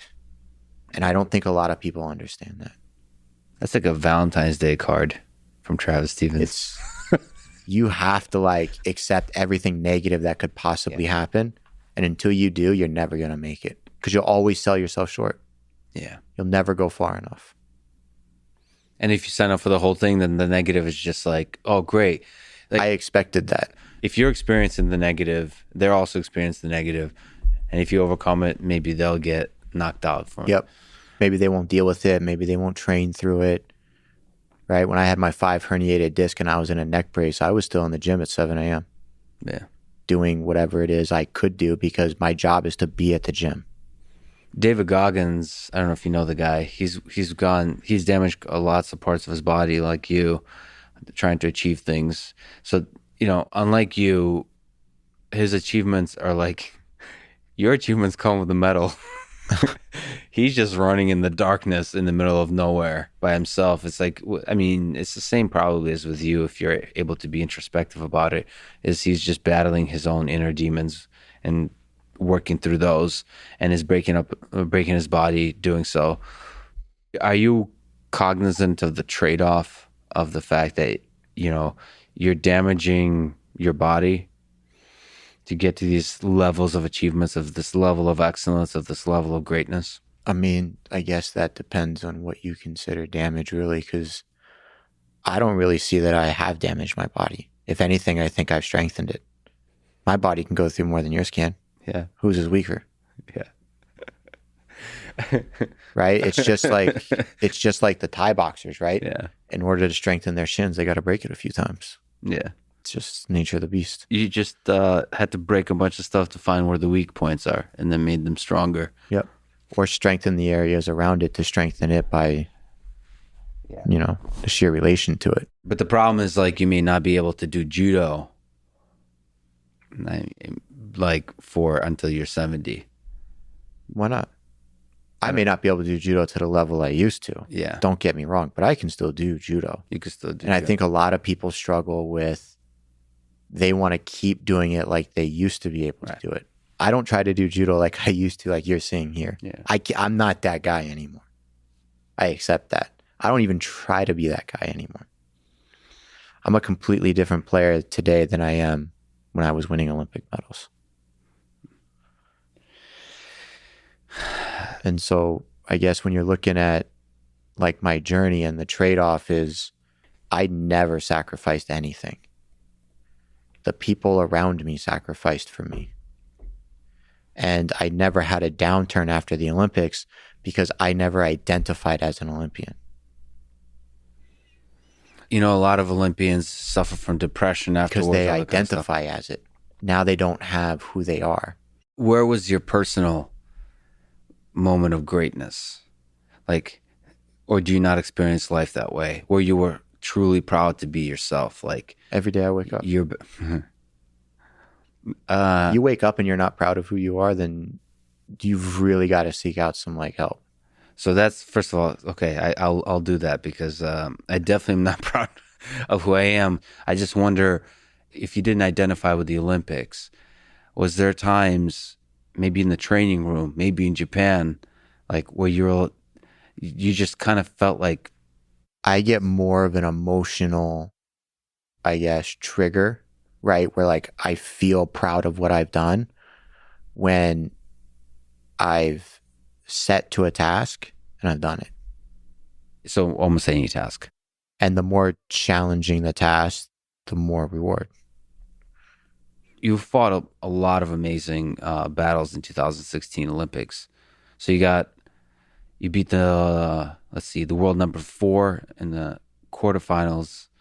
It's like a replay. Every single Olympics, you're all the people. I told you I got terrible draws. Insane. Terrible draws. And then you're facing, this is where I was watching this. I'm like, yeah, he's screwed. You faced the world number 1, the Georgian.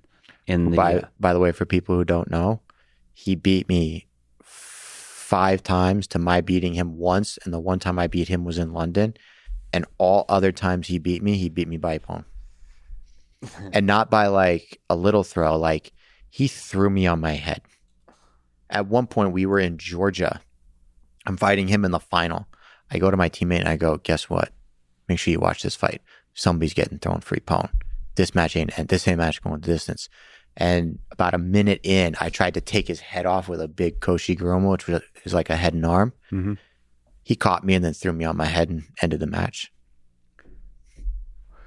So first of all, we're watching the video of you again standing next to the guy leading up to your semifinal match.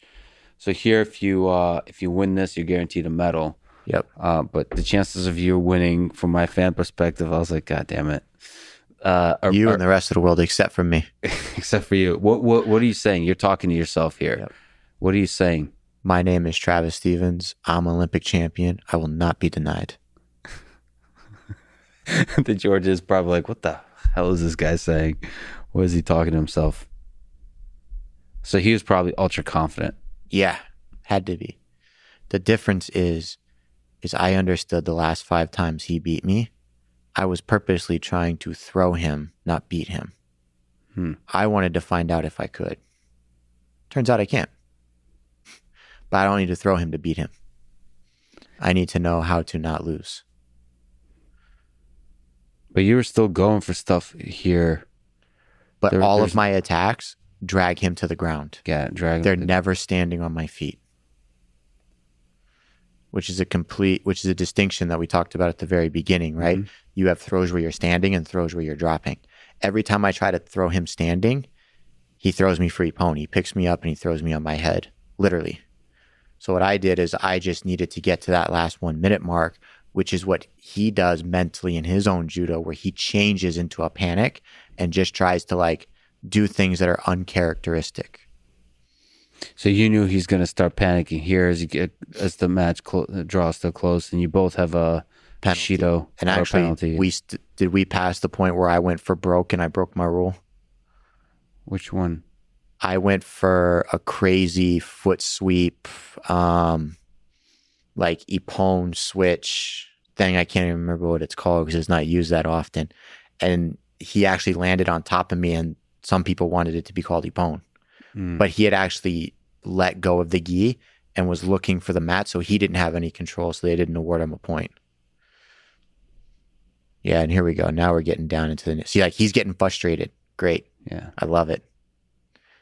Perfect. Second penalty. No big deal. We just got to get to the 1 minute mark. That's all we got to do. So there's no panic here for you. Nope, I'm right where I need to be. And look at... Now, if you go back into this match, Bye. I would love for somebody to go back and see how many times he did a drop right ippon seonagi. Probably never. Yeah. So why is he doing it now? Because he panics and he changes his judo How at good that is 1 this minute mark. transition?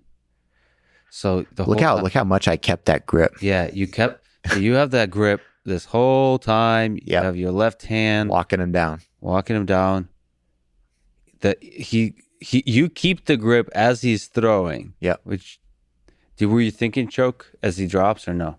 It's just kind of natural instinct. Yeah. Because we drilled it. I spent 2 years drilling this transition. And then so for people that don't do judo, jiu-jitsu, it's like really nice. Everything is nicely controlled to where you're keeping that gi under his chin. Like it's really tight control. Like it's very, like I guess it's drilling, but you're cognizant of the position of your wrist the whole time. And you can tell based on like just years of doing it, whether it's under or it's not. Right. You can just feel the difference. And it's probably, even if you wanted to stop that, it's very difficult because your whole time, it's like. Once it's under, it's almost impossible to stop. For people who practice jiu-jitsu, don't practice judo, one of the very annoying things about judo is in order to do gi chokes, they have to be under the chin. Yes. Even though the kind of intense chokes you do work just fine over the chin. And the kicker here and why we practice this choke was because when you go back and watch all of the other matches, he always does this tripod when I try to do arm locks, which is typically what I would do. Yeah. And when I do that, he ends up sliding out and I end up falling off. Right. So you step up here with the choke. He does a tripod where he sticks his butt into the air, and you dude, what's the name of this choke? Bow and arrow. No, but okay. But I mean, when you do from that position, is there a way this entry into the bow and arrow? I guess because you're doing. We refer to it in judo as a British strangle. British okay. when they're in that turtle position and you do that rolling motion. Cool. And here, when you go into that, you can fall off of him, like you said, if you're going for an arm bar. But here, literally, because you have it under the chin really well, there's just a nice control. And I've already planned on it being on his chin. That's why I've hooked the arm. Yeah. Right? It's already starting to go straight. Probably this choke in the early stages, like a few frames before, feels like it, like you're safe. It's fine. Like the head will slip out or something like that. Yeah. And that's why my left knee is up by his shoulder to keep that pressure down so that he can't posture it up. When did you know you have this? Like right here. I actually panicked right about here. Was maybe his head could come out? My hand, I tore the muscle in my palm because I was pulling so hard that I'm like, he may not tap. Yeah. Like, is my hand just going to give out beforehand? And there he is. And we're right on this edge, right? Yeah. So like if we roll a little bit outside and I still don't have it, like that ref could stop it. Yeah. And then I felt him tapping, and he's heartbroken. I felt Surprised. There it is. The relief. Olympic final. And he knew he lost an Olympic medal right there, because he already knew that the Japanese guy was going to be his bronze that he never beats. See, but also he probably in his head was confident that he would be in the final. Correct. And so like this, he almost is surprised. Yeah. It's not supposed to happen this way. And it's the second time it's happened. And that's how you became an Olympic medalist. Man, that must be a great feeling. That must be a great feeling right here. Just like all the years of injuries, all of it. As fans that watch this too, it's like, holy shit, he actually did it. And it's a packed stadium too. Not one empty seat. Oh man. So I mean, what were you thinking here? You just focused on the next match? Yeah. It took me maybe like a minute or so to like decompress and then like get back to like my normal state for the final. So the final is against the Russian here. What can you say about your mindset? You're saying the exact same thing. Travis Always. Stevens, Olympic champion. I will not be denied. Because I had felt like in London and throughout the years, I felt like I kept getting robbed. So I made sure in my mantra to add that little bit at the end to reassure myself that like they are not going to control the outcome of today. I'm going to control the outcome. What did you know about the Russian? Everything. And I honestly, I thought I'd won the Olympics right now. And I still do think that today. Just like mentally, when you think about it, that I've won, like, yeah, he threw me, but it was like a 1 in a million chance that worked for him. Like, come on. So it's not like you feel lucky to be in the final. It's like you again, deserve remember, to be I'm anticipating the goal. Yeah. Like I'm past that. I mean, right? there's like, a confidence in the way you're moving and the way you're. Yeah, like I have his sleeve. He's not breaking it. Like still walking him down, still going forward. Like I knew exactly how I was going to beat him.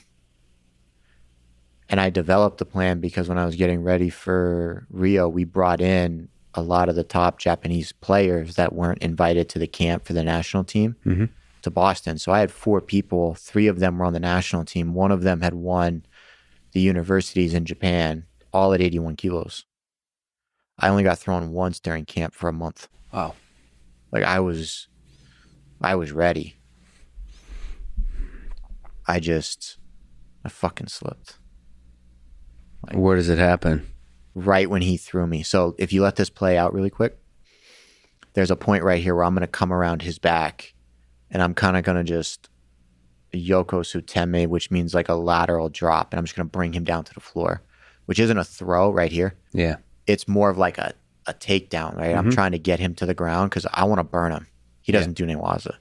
Yeah. So I'm just going to keep burning him. And you can see that like I get really close here. He just went a little too far to his side during this exchange. And like he's running. I'm like, He's very wiry for an 81 kg player. Yeah. There's not much like muscle on him. But he uses his length and his leverage very well. And you can see like I'm really burning the clock here. Like I'm owning these exchanges more than I'm owning the Tachiwaza ones, the ones on our feet. So you weren't trying to necessarily like submit him here or like really hard or like pin him. You were trying to break him a bit. I'm doing both. I'm being overly physical. And to a lot of the BJJ people who are watching this, like they're like, oh, well, I would have done this, I would have done that. You've got to think like, if that referee who's reffing the judo side of it looks at it for a couple seconds and is like, he's not really moving, Yeah. they'll stop it. Yeah. So you're like, you understand judo, Yeah. what's called newaza groundwork, like what you, because you're really showing it to the ref. Yes. You have to show movement and progression. That hurt the forehead. Like, see, I threw that hand in there kind of hard. Yeah. Ripping it across his face just because. I gotta tell you, there's a calm. Well, no, he does look a little broken, but the Russians have like this calmness. They're pretty good at. Well, don't forget, they've competed like this for a long time. Yeah, it's all he knows. And this is where I lose it. See how my knee hit the ground? Yeah. My knee wasn't supposed to touch the ground. Yeah. I was supposed to sit to my hip to bring him down. Something happened where my knee touched. Yeah. And it didn't happen in the first one. It just happened there. So like that, we never should have been in that predicament. Yeah. And that's one of the things where when you're looking at, sports for anybody who's trying to improve, you have to, when you're trying to improve, you've really got to ignore the ends of the spectrums, right? The oopsies and the they got lucky. Mm-hmm. And you only focus on the middle. Like the technique I was doing was perfectly sound. Right. It just happened that the one oopsie happened on the stage it shouldn't have happened on. And there's no amount of drilling that will ever prevent that from happening. And that's just that's sports. That's sports, especially Olympics, especially judo, when it's like one, you get quote one unquote, mistake. oopsie can just be your. That's it. That's it. It really requires, and you have to wrap your head around the idea of like, if you want the ability to beat these people and throw these people, like, you got to be willing to get thrown yourself. Yeah. Like, this isn't boxing. There's no like, I'm going to stand in a place where he can't hit me and I can hit him. Because we have the gi and because they can grab it, they have just as much ability to throw you as you them. So how'd you feel here? How long was the duration of you feeling upset that you didn't get the gold versus like... Never felt it. Never felt it. Just... Because he didn't beat me. Right. Right? It's an important distinction. Yes. Because when I'm training and when I'm competing, like, I understand that I take risks. And I accept those consequences. That's why I take them. Mm-hmm. That's a consequence. That's not him being the better judo player that dominated a match and I didn't have an answer and then he threw me. Mm-hmm. Then I would be a little upset. Like, when you're tired and somebody's coming at you and like you can't do anything about it, that's a shitty feeling. Yeah. And that wasn't this. And that wasn't this. Like, I accept losing when it's my fault. Well, that was a hell of a story, man. So from 2008, 2012, just the sheer number of injuries, the weight cuts, all of that, the wanting to quit, the doubts.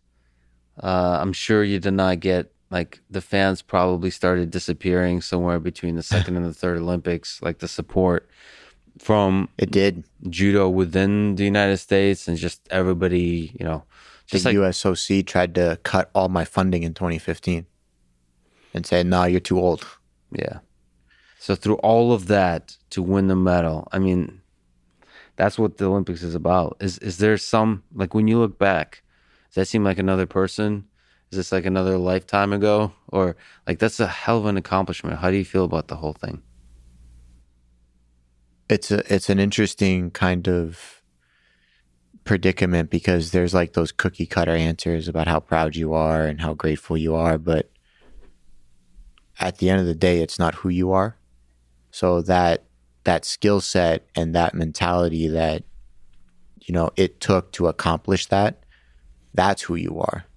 And so this was just a stepping stone in who I am.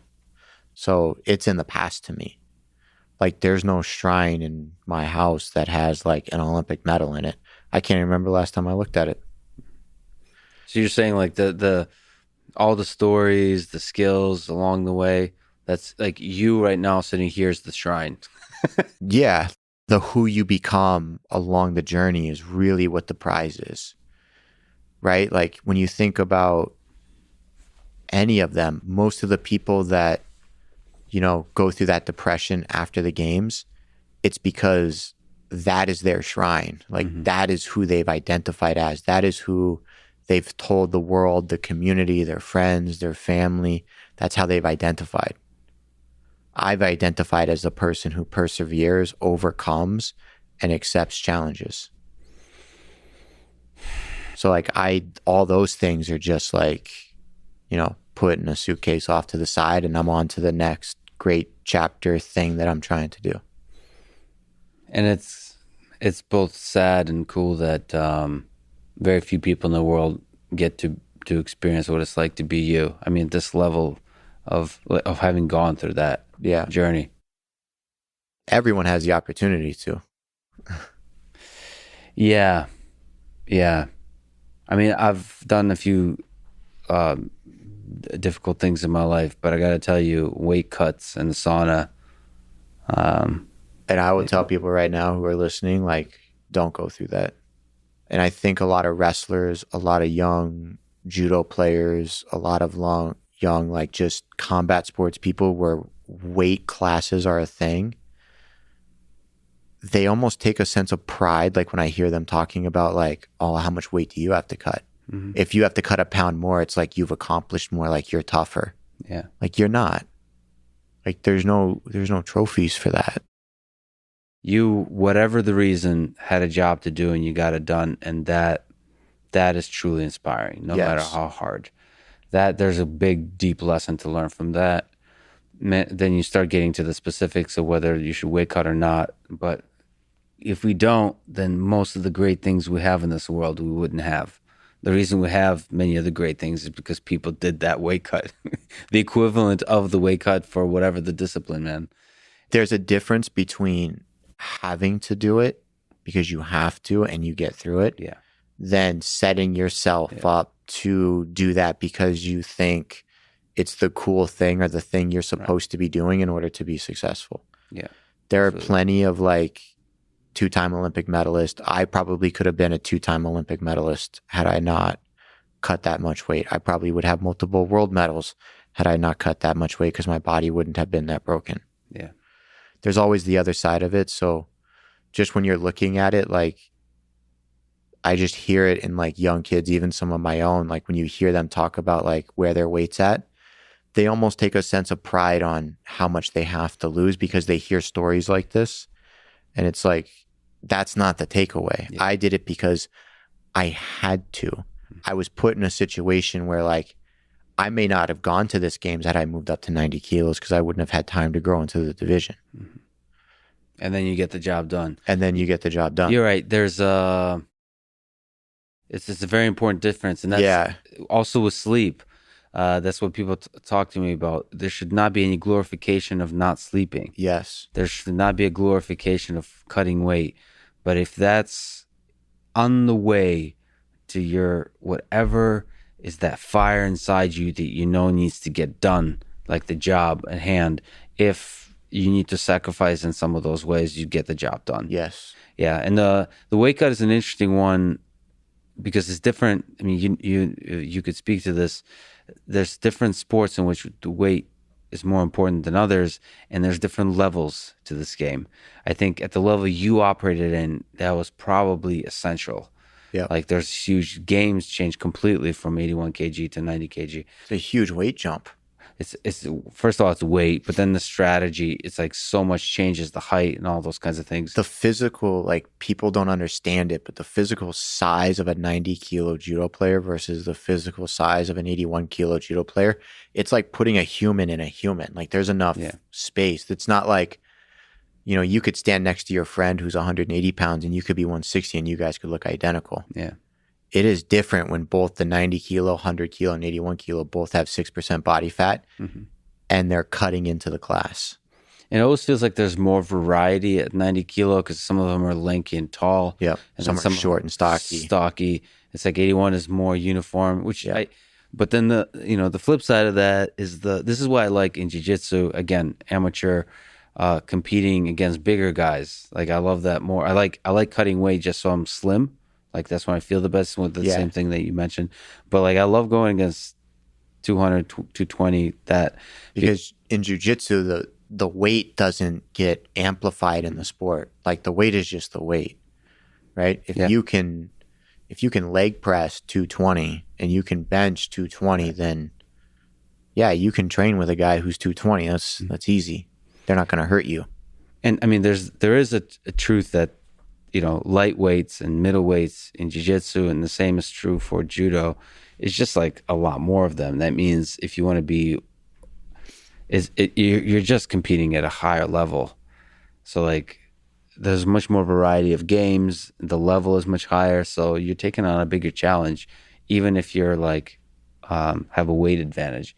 So those are all decisions you have to kind of make. And certainly in jiu-jitsu, people that are weight cutting are silly. I mean, that's the natural beginner thing to do, is to feel the way the nervousness about competition expresses itself is through the desire to be as light as possible, which is the totally wrong desire to have. Right. Like when you look at me now, I'm probably like 230, right? But I probably have the strength of a 70 kilo judo player. Yeah. Right. The weight doesn't really do much. Yeah. I mean, you have the same thing with wrestling. Those skinny guys, the skinny you that we're looking at there, just the amount of power in that person is fascinating. Because it doesn't look like, you have some muscle, but it doesn't look, but I've felt the power of some of those people. Yeah. It's scary. Yeah.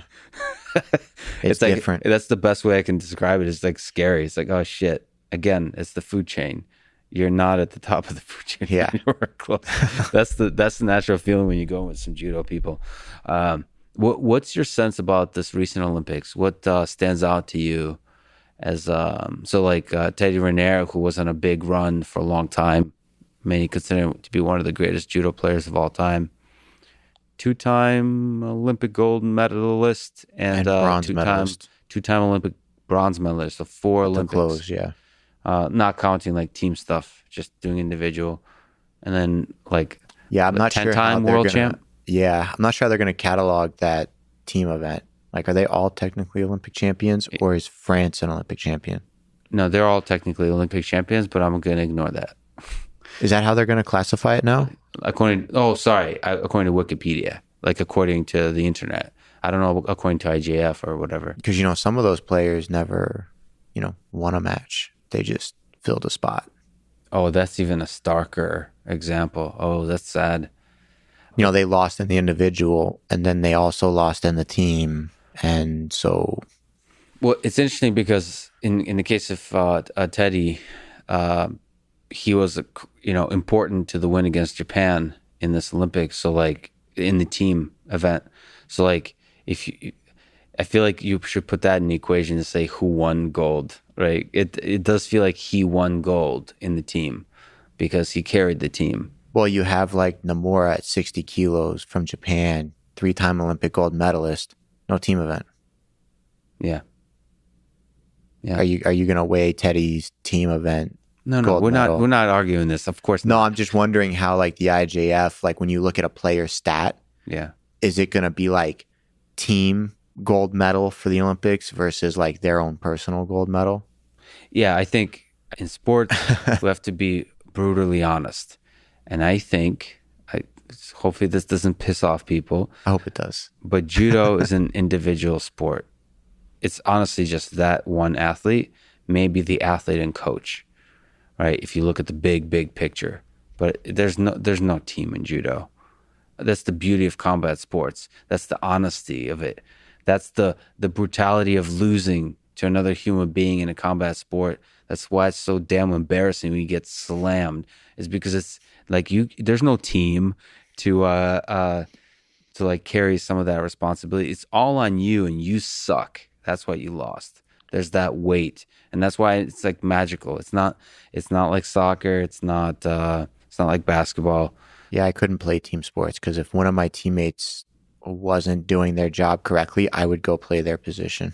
Like, I'm going to do it better than you. Yeah, but that, some of the greatest leaders of teams also do that. Michael Jordan is like that, right? I mean, it's like with your actions, you raise the level for everybody. Like excellence is expected, and therefore everybody needs to step up. So some of the greatest, I would say, team leaders are individualists at heart.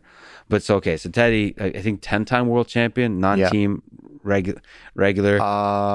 It's a big number, but I think he has some like open weight categories in there. Open weight, right. I mean, you can count those, right? I mean, that's interesting. It's the same division twice. It's the same division twice. That's right. One day after another. Yeah, that's right. I don't know if I want to count that. Yeah. Well, I mean, that's one of the reasons people don't usually put heavyweights in judo as like the greatest of all time, because the level of competition is lower. Yes. But anyway, he did lose in this match to a young Russian. Yep. Tamerlan Bashev. Match also not on the internet. Thank you, Olympics. I am definitely going to go on some rants on the internet because as a fan of Olympics, I feel like this definitely needs to change moving forward. Every single major Olympic event. I also like random sports like weightlifting, even though I don't do Olympic weightlifting. It's fun just to watch. Fun to watch such high level of excellence, and the fact that we can't just freaking watch the full, like each nicely categorized event is really heartbreaking. In judo, in Olympic weightlifting, in track, in gymnastics, all of that. Anyway, so Teddy lost. I mean, does that stand out to you? If you were to like recap the things that you remember from this Olympics, I picked him losing already, like in my predictions. Lose where that match, or just in general somewhere in the final? In the final, you thought? Yeah, final, or was it semi? When I looked at his draw, because he decided not to compete throughout the quad and do like the bare minimum to go, because of his age, I didn't think he would have enough energy to battle his way through the draw that he had. And sure enough, he didn't. He fell earlier than I thought, but he's not the young athletic person he used to be. Mm-hmm. And when they changed the rules to judo, they allowed people to take people into really, really deep waters, which you saw at this Olympics, which, did it ruin the sport or did it not? Like, I'm not sure, but it was definitely difficult to watch. Would you put him at the greatest of all time, or asked another way, like, who do you think is the greatest judo player of all time? He's definitely not the greatest judo player, but he's definitely the best competitor. What's the difference between a judo player and competitor? There's an ability to like do the act of judo of like throwing, pinning, arm locking, versus can you win a judo match? Right? Like when you look at somebody like Nomura, who like threw everyone he fought through 3 Olympics, multiple world championships, multiple things, like that's a pure judo player. In the essence of judo, he can throw, pin, or arm lock just about anybody he steps on the mat with during his time. Teddy tended to, when you look at his judo, because of his size, again, it's just because he's in the heavyweight category, he was so much bigger, so much stronger, people just couldn't handle it. And you would see really good judo players just break. Yeah. Like they could hang in there for a little bit, but eventually his size, like you can't control that weight. Weight moves weight. And when you have to use all your strength to keep him upright and off of you, your muscles just give out because you don't have somebody of that stature and that skill like to train those muscles. So what you're thinking more like those 73, 81, 90 kg people that just stand in the pocket and just give everything. Like what comes to my mind is like a Koga. You know, a Nomura who's a 60 kilo guy, but again, like his dynamics and how long he was dominant for, like it just... Do you put value to like epic throws, like singular moments of greatness?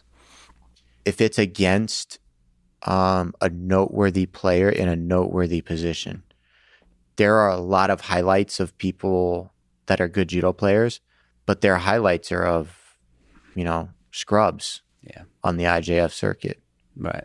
It's like, great, the Japanese guy threw the guy from, Senegal for Ippon. Great, we kind of expected that. You took the world number one against the 330th person in the world. What did you think was going to happen? Like, when I see those highlights like thrown around like social media, I'm like, that's not a highlight. They might as well have just been at the dojo like practicing throws. If you look at the like top 10 list for judo, Kano always comes up, as But he's not somebody that I don't think his results are there, but you don't really know how he got there. So Right. it's hard for me to I can't see his judo. Yeah. So I'm not sure. Kano, by the way, is the founder of judo for people who don't, or considered to be the founder of judo. Yeah. The sport evolves. Yeah. The players that are if you took champions from the past and you fought them against the players of today, it's not happening. And that goes with anything, right? Yeah.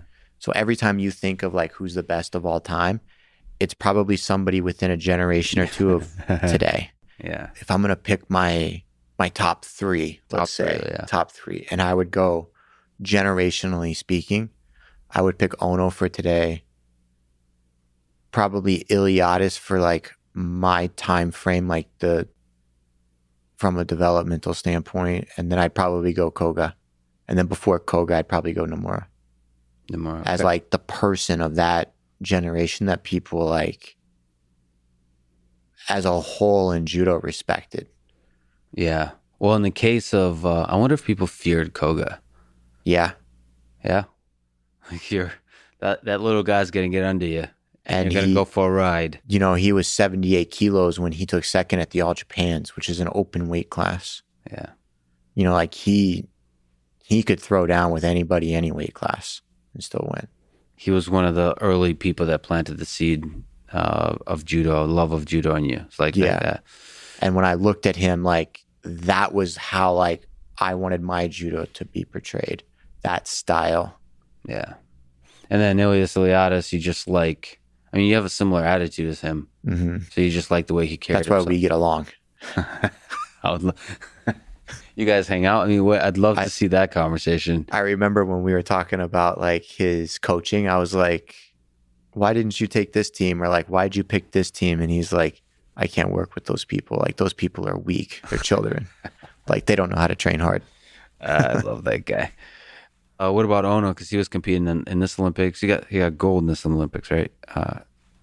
Yeah. Yeah. He lost in the team tournament, though. I think he just didn't care. Yeah. He just really wanted to throw that guy. He throws everybody. Yeah. So he represents the thing you're mentioning. I signed up to the Judo Fanatics Best of Ono. Is there something that stands out to you about him that's especially you find beautiful, or powerful about his technique? His adaptability to the situations and understanding of what needs to happen in order to throw these people. Mm. I specifically watched a match with his, and I was going to do a breakdown video on it because... Is there a match? Do you remember what it is? It's him versus Ungarvi of Hungary. Is he good at gripping? So we're watching the match against Hungary. So at the 1 minute, so right here, coming up. I've heard he's freakishly strong. I've never had the ability to train with him, so I'm not... Obviously looks super skinny. But when you see him without his gi jacket on, he's a jack dude. Which is uncharacteristic of a Japanese player from back in the day.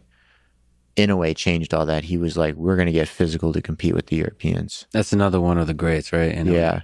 He doesn't get mentioned enough.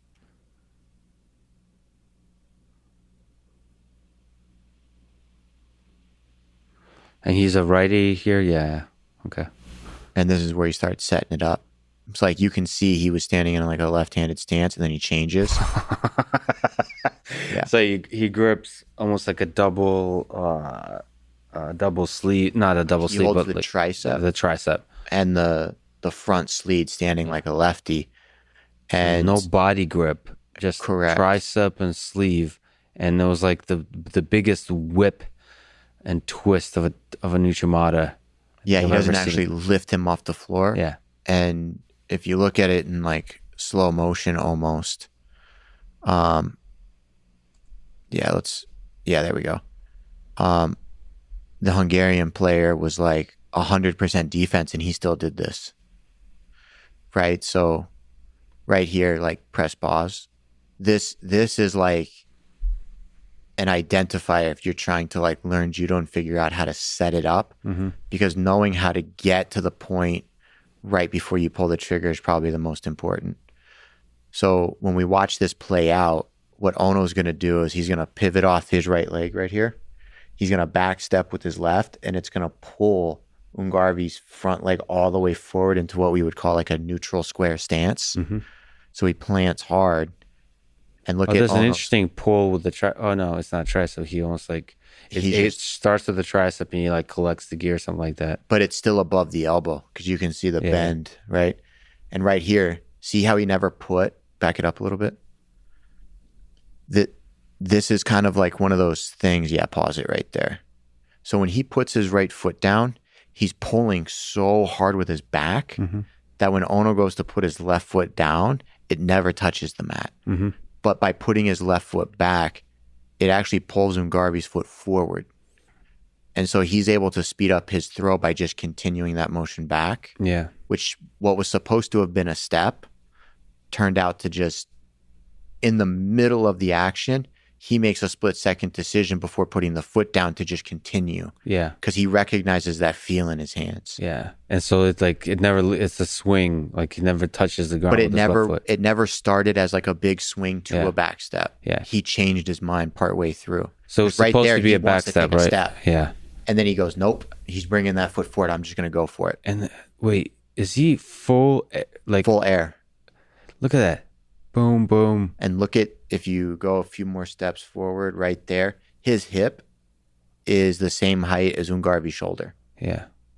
That's because crazy. He's leaning so far into the throw with his body weight, and he's allowing that tricep grip to rotate. That's going to draw Ungarvi forward. And now when you pause it right here, you think about the sheer physics to like get your body into this position. Jimmy and I were so like, when we saw this for the first time, we tried to just stand like that and we couldn't do it. His left foot is pointing straight ahead. His chest is perpendicular to that foot or parallel with it, right? And his head is by his foot. Yeah. Is that only possible in the midst of a throw? Do you think he works on making like... I think he's done this particular throw, not this style of it, but Uchimata so much that his body has adapted to be able to do this. So when people are trying to learn and like break down videos, they don't understand like the power he has in what we call end range motion. Yeah, look at that. So like, look at the full range of motion he takes, right? Yeah. That left foot swings all the way around and the torso starts like at 3 o'clock and it goes all the way around, like almost back to the 3 o'clock. Yeah. Like look at like that. And he never lifts his leg above his hip. And the crazy part is he never fell over during any of it. Yeah, look at that. Stayed on his feet. What's he doing? Is that a matter of pride or just? I think that's just habit. The way the forces work, like he can just stay up. That's one of the most beautiful throws I've ever seen. There's so much wrong with it, but it worked. It worked. Because when you think about, remember what we talked about at the very beginning, like he's got to get his center of gravity under his. Wow. Well, here's one of the top players in the world throwing another top player in the world with his hip at that guy's shoulder height, and it's still working. It's... Okay, so this generation, he could be the great. Yeah. And like he switched a lot of those details of the throw in the middle. In the middle. And that only is, that means he's probably like 100,000 times that throw has happened. Yeah. I saw you were into chess recently. So you're like me, a bit of a beginner in chess. You're part of launching the website Effective Chess. So I got to ask, maybe it's a personal question, but do you have advice to yourself and to other beginners in exploring chess of how to, one, have fun and to start getting good? It's nice to see like Olympic caliber athlete take on a difficult task with a beginner's mind. So like, what's that process like? I'm a huge fan of just learning new things in general, right? Like when I left judo, like I took a job as, marketing for Fuji Sports, and I was getting frustrated with designers. So I learned Photoshop. I also got angry with a photographer. So now I take all the photos too, just because I don't mind learning. I've spent my entire judo career learning all the time, like adding new techniques, finding new ways, practicing, developing. And so when it comes to chess, I treat it just like I do anything else. I just stick to one plan and I learn all the ins and outs of that one plan. And then I develop another plan, right? Like I might practice like a London opening, for example, and I don't even care if I win or lose. I just want to figure out how I'm going to lose and then figure out how I'm going to win. And once I know, that position is now done. Then I start with another position.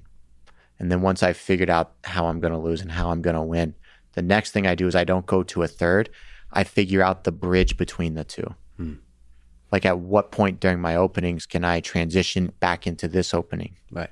So like you have like some basic openings and you want to see how they go wrong, how they go right, all the different ways. And then that starts to solidify a higher level concept of that particular opening, and you start to stitch together the concepts together. Because being able to go from one to another and then back and forth is part of the reasons why like I was successful at judo, is just because everything I do at some point it touches that spider web of like being able to get from one area to another.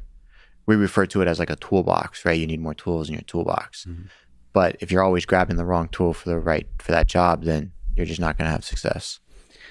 I actually forgot to ask you. You mentioned a few greatest chess players of all time, and I noticed you didn't mention Vladimir Putin. So I got to ask you about his judo. Do you by chance know much about his judo? What do you think about, a president of a major nation being a judo black belt? And I think from what I've seen, pretty good at it. I think it shows, if he actually got it. Like let's go with that premise of like he earned it. Right? That just shows like a level of like physical persistence and mental fortitude to be able to like, take those beatings and just keep showing up until you've overcome and can now give those beatings. As you know, in Japan and Russia, you get it by just like when you're young. It's easier to get a black belt when you're like just go through a bunch of beatings for like 10 years in your teenage years. But there's also from it springs like a camaraderie. Like there's definitely a brotherhood and sisterhood in terms of judo, to where you're connected forever because of that. For many people, it's their childhood connection. You sort of leave judo, in your 20s and your 30s, but that's always there. And the same is true with wrestling. So it's interesting to see him pay respect to that, like by going with the Russian national judo team. And I think he did. Obviously, they have to get thrown, right? But just you can tell, and you probably can tell even better, but you can tell when a person moves in a way where you're like, okay, you've had like 10 years of beatings, and you can tell the way they pull, the way they move. But I also like, in contrast to the U.S. national team, or I don't even think there's a national team for U.S., right? It's the Pedro Judo Center, right? That there is it's really cool when there's a camaraderie like that amongst the highest level Olympic caliber athletes in Russia. I suppose Japan might have similar kind of thing. And then you can have the system of people together, and then you can have a strong coaching staff, not just like a coach, but a coaching staff, and then you can have the nation backing that staff. I mean, and then the result is like you have some incredible level of judo emerge. Is there something you could say? We didn't talk much about Jimmy. I mean, he was a critical part of your of your perseverance through all that you had to go through. What did you learn from Jimmy? What are some impacts that he had on your life, both on the mat and off the mat? If we had to like put it down to like a very simple thing, He taught me how to win. Right? It wasn't necessarily like the technical side of judo. Like we went over gripping, we went over this, we adapted that. But the real strength to Jimmy was like, he knows how to win. And most people think, well, if I get really good at this technique, I'll be able to throw people with it and I'll win.